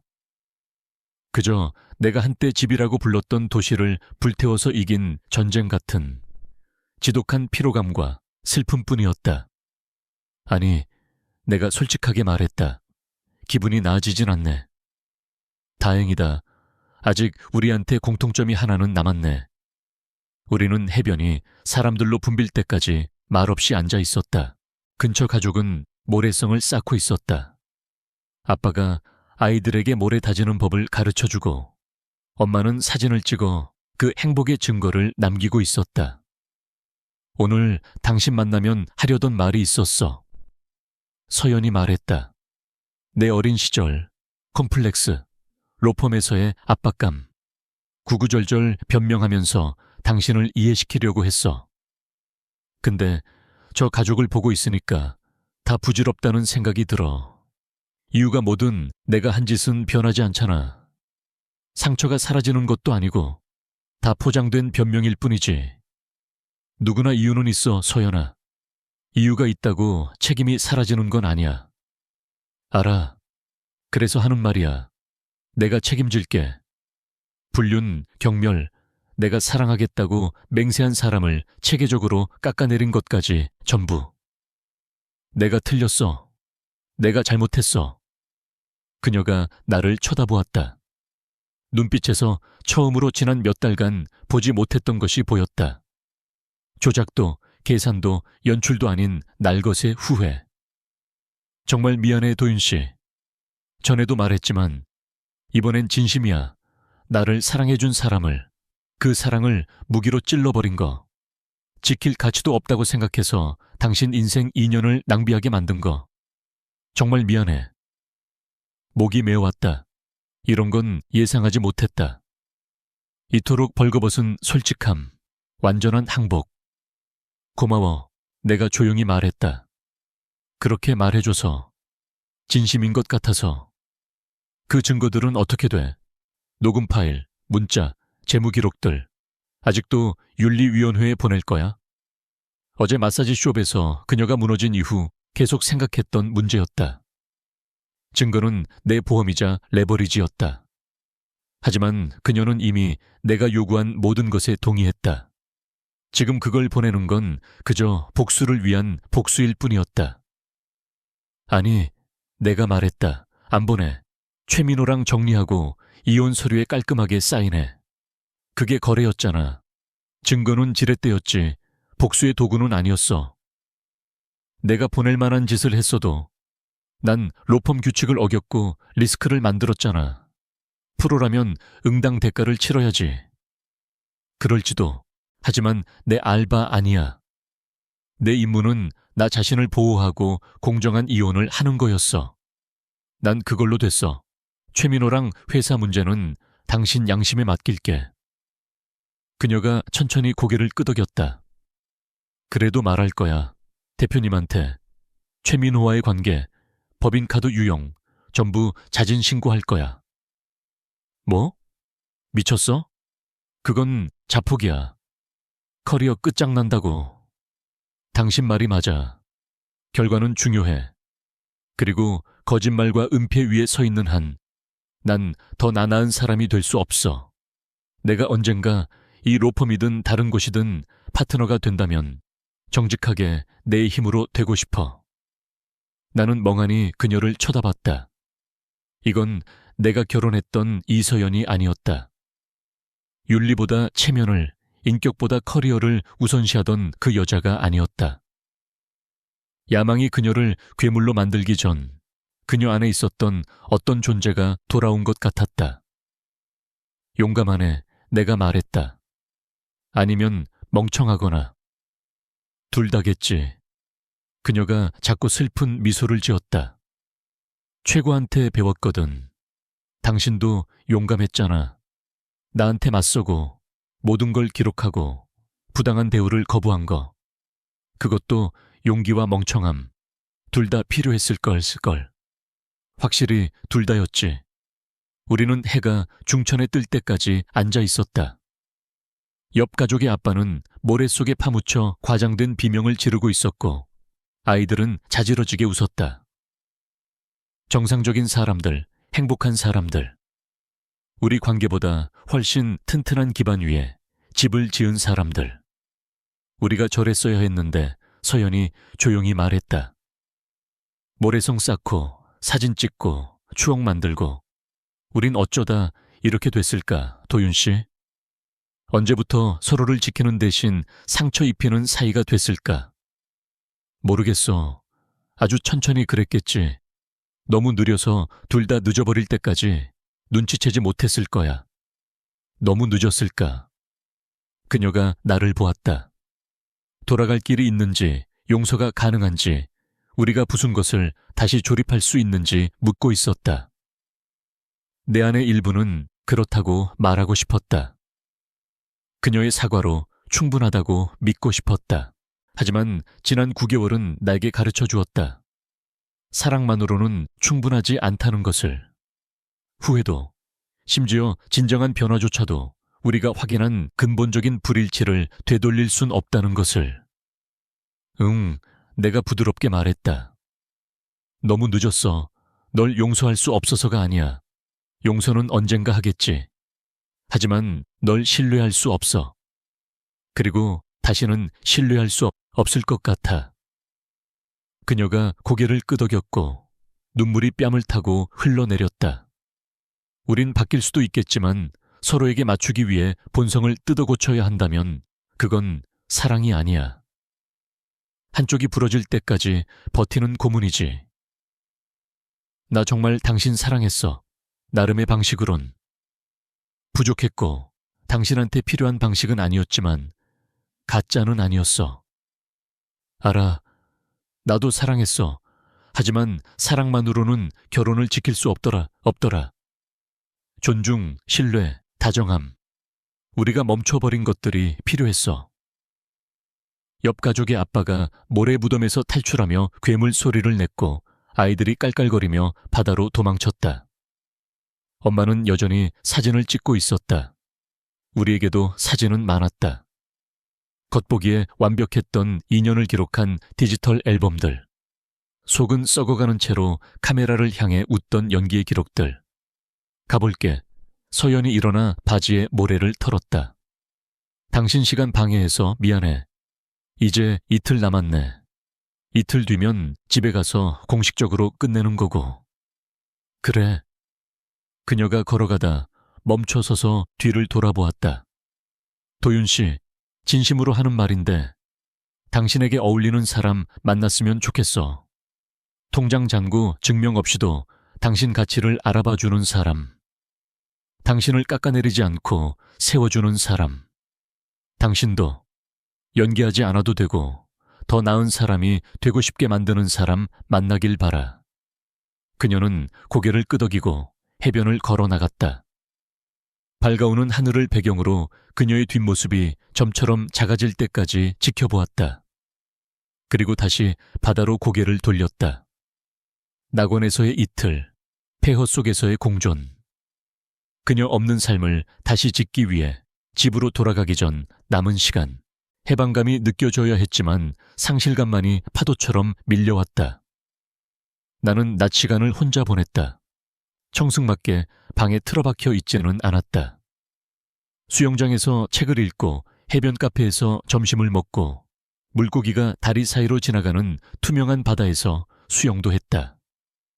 이혼남이 아니라 휴가 온 사람처럼 보이려 애썼다. 오후 3시 핸드폰이 진동했다. 이서연, 리조트 투숙객용 선셋 디너 크루즈가 오늘 밤에 있어. 몇 주 전에 예약해둔 건데 갈래? 한참을 쳐다봤다. 이미 배는 탔고 강제 커플 활동도 지겹게 했다. 하나 더 한다고 달라질 게 있나? 그래. 몇 시? 6시. 메인 부두. 마음의 준비를 했다. 이것이 마지막이 될 것이다. 내일은 자유시간이고 모레 아침이면 각자 비행기를 탄다. 우리는 모든 것을 공유했던 사이에서 완벽한 타인이 될 것이다. 5시 45분 리넨 셔츠를 입고 부두로 나갔다. 해는 벌써 기울어 하늘을 금빛으로 물들이고 있었다. 서연은 먼저 와 있었다. 다른 커플들과 떨어져 바다를 보고 있었다. 내가 좋아했던 파란색 원피스, 풀어헤친 머리. 아름다움이 무기가 되기 전 나를 매혹시켰던 그 모습이었다. 왔어? 응, 예쁘네, 오늘. 당신도. 우리는 첫 데이트를 하는 10대들처럼 어색하게 서 있었다.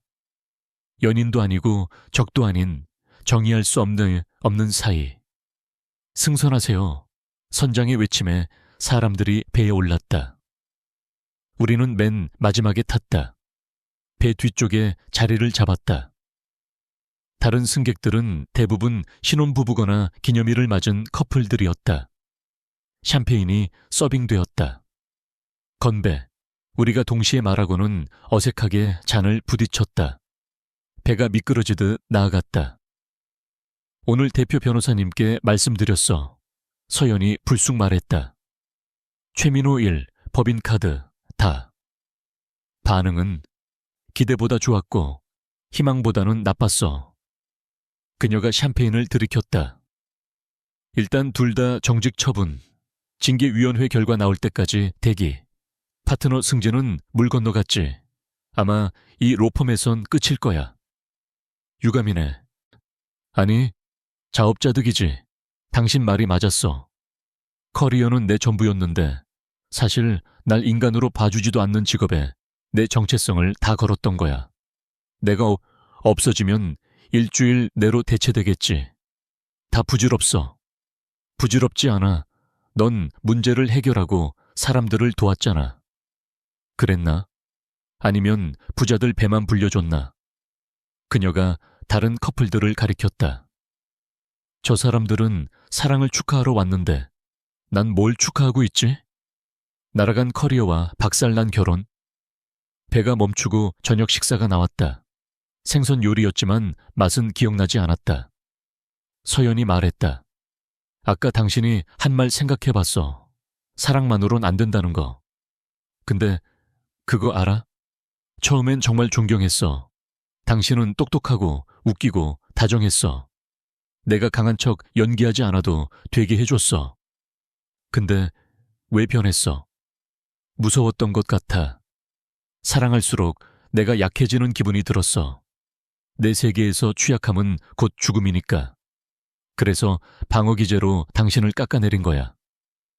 당신이 별 볼일 없는 사람이라면 널 잃어도 덜 아플 테니까. 세상에서 제일 개 같은 논리네. 알아. 젠장, 나도 안다고. 해가 수평선에 걸렸다. 선장이 엔진을 껐다. 모두가 숨을 죽이고 일몰을 지켜봤다. 서연이 내게 다가왔다. 닿지는 않았지만 온기가 느껴질 만큼 가까이. 돌아가고 싶다. 그녀가 속삭였다. 처음으로 다르게 할 수 있을 텐데.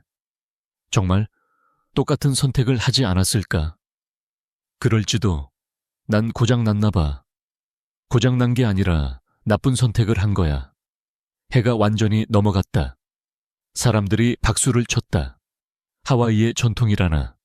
서연과 나는 그저 침묵 속에 서 있었다. 보고 싶을 거야. 그녀가 말했다. 내가 알던 당신이 우리가 될 수도 있었던 모습이. 배가 돌아오기 시작했다. 내일은 뭐 해? 그녀가 물었다. 그냥 쉴 거야. 마지막으로 수영도 하고 이혼남 박도윤이 아니라 그냥 박도윤으로 있어 보려고. 나도 껴도 돼? 방해 안 할게.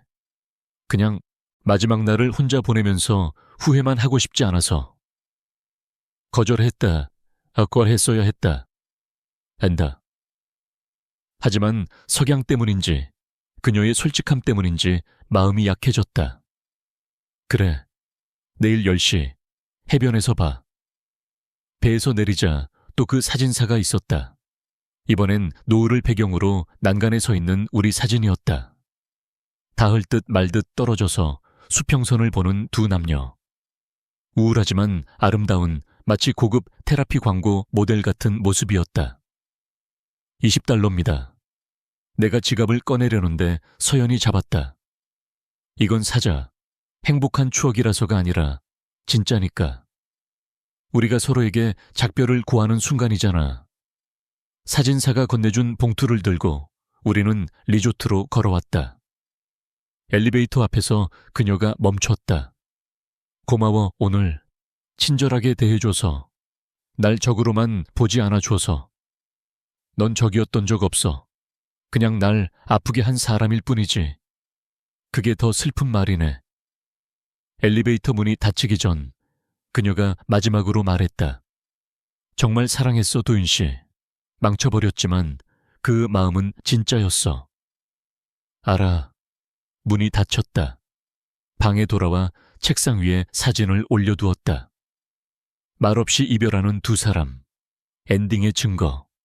내일 마지막 하루를 보내고 나면 우리는 각자의 삶으로 돌아간다. 결혼은 끝났다. 사실 오래전에 끝났는데 자존심 때문에, 두려움 때문에 붙잡고 있었을 뿐이다. 이제야 놓아준다. 해방감이 들어야 하는데 장례식을 치른 듯 먹먹했다. 다음날 10시 해변. 서연은 어제 그 자리에 있었다. 안녕, 안녕. 나는 수건을 깔고 앉았다. 우리는 말없이 파도만 바라봤다. 나 짐 쌌어. 서연이 말했다. 가져왔던 옷, 구두, 보석 다 두고 갈 거야. 끝난 연극의 무대 의상 같아서 싫어. 기부하든지 버리든지 하라고 하지 뭐. 상징적이네. 마지막 날이잖아. 잠시 후 그녀가 툭 던졌다. 나 사인했어. 내가 돌아봤다. 이혼 서류. 어젯밤에 변호사한테 메일 받아서 전자서명 끝냈어. 이제 공식적이야. 법원 판결만 남았어. 안도감, 슬픔, 승리감. 9개월을 준비한 순간인데 막상 닥치니 텅 빈 기분이었다. 그래. 우리는 1시간쯤 더 앉아 있었다. 가서 집 마무리해야겠다. 서연이 일어났다. 돌아가면 뭐 할 거야?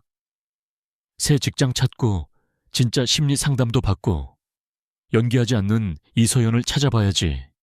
당신은 새 아파트 구하고 여행이나 다닐까봐. 그녀가 걷다가 뒤를 돌아보았다. 도윤 씨, 고마워. 날 완전히 파멸시킬 수 있었는데 그러지 않아 줘서. 내가 어떤 사람이 됐는지 깨닫게 해줘서. 고마워. 그녀는 눈물이 떨어지기 전에 빠르게 걸어갔다. 나는 오후까지 해변에 있었다. 3시쯤 방에 들어와 짐을 쌌다. 가죽 가방, 비싼 옷들, 내 연기의 소품들. 내일이면 이것들을 짐칸에 싣고 현실로 돌아간다. 저녁은 리조트 밖 작은 식당에서 혼자 먹었다. 핸드폰이 진동했다. 한 변호사였다. 서류 서명 확인했습니다. 축하드립니다. 원하시던 대로 깔끔한 이혼, 공정한 분할입니다. 원하던 대로 내가 이겼다. 서연은 항복했다. 9개월 전 세운 모든 목표를 달성했다. 하지만 승리의 맛은 입안에서 재처럼 부서졌다. 방으로 돌아와 마지막으로 창가에 섰다. 칠흑 같은 바다. 내일이면 낙원을 떠나 일상으로 돌아간다. 2년의 결혼 생활은 서류 뭉치와 보지 않을 사진 몇 장으로 남을 것이다. 우리는 모든 것을 나눴던 사이에서 완벽한 타인이 되었다. 안도감이 들어야 하는데 세상에서 가장 슬픈 일처럼 느껴질 뿐이었다. 끝.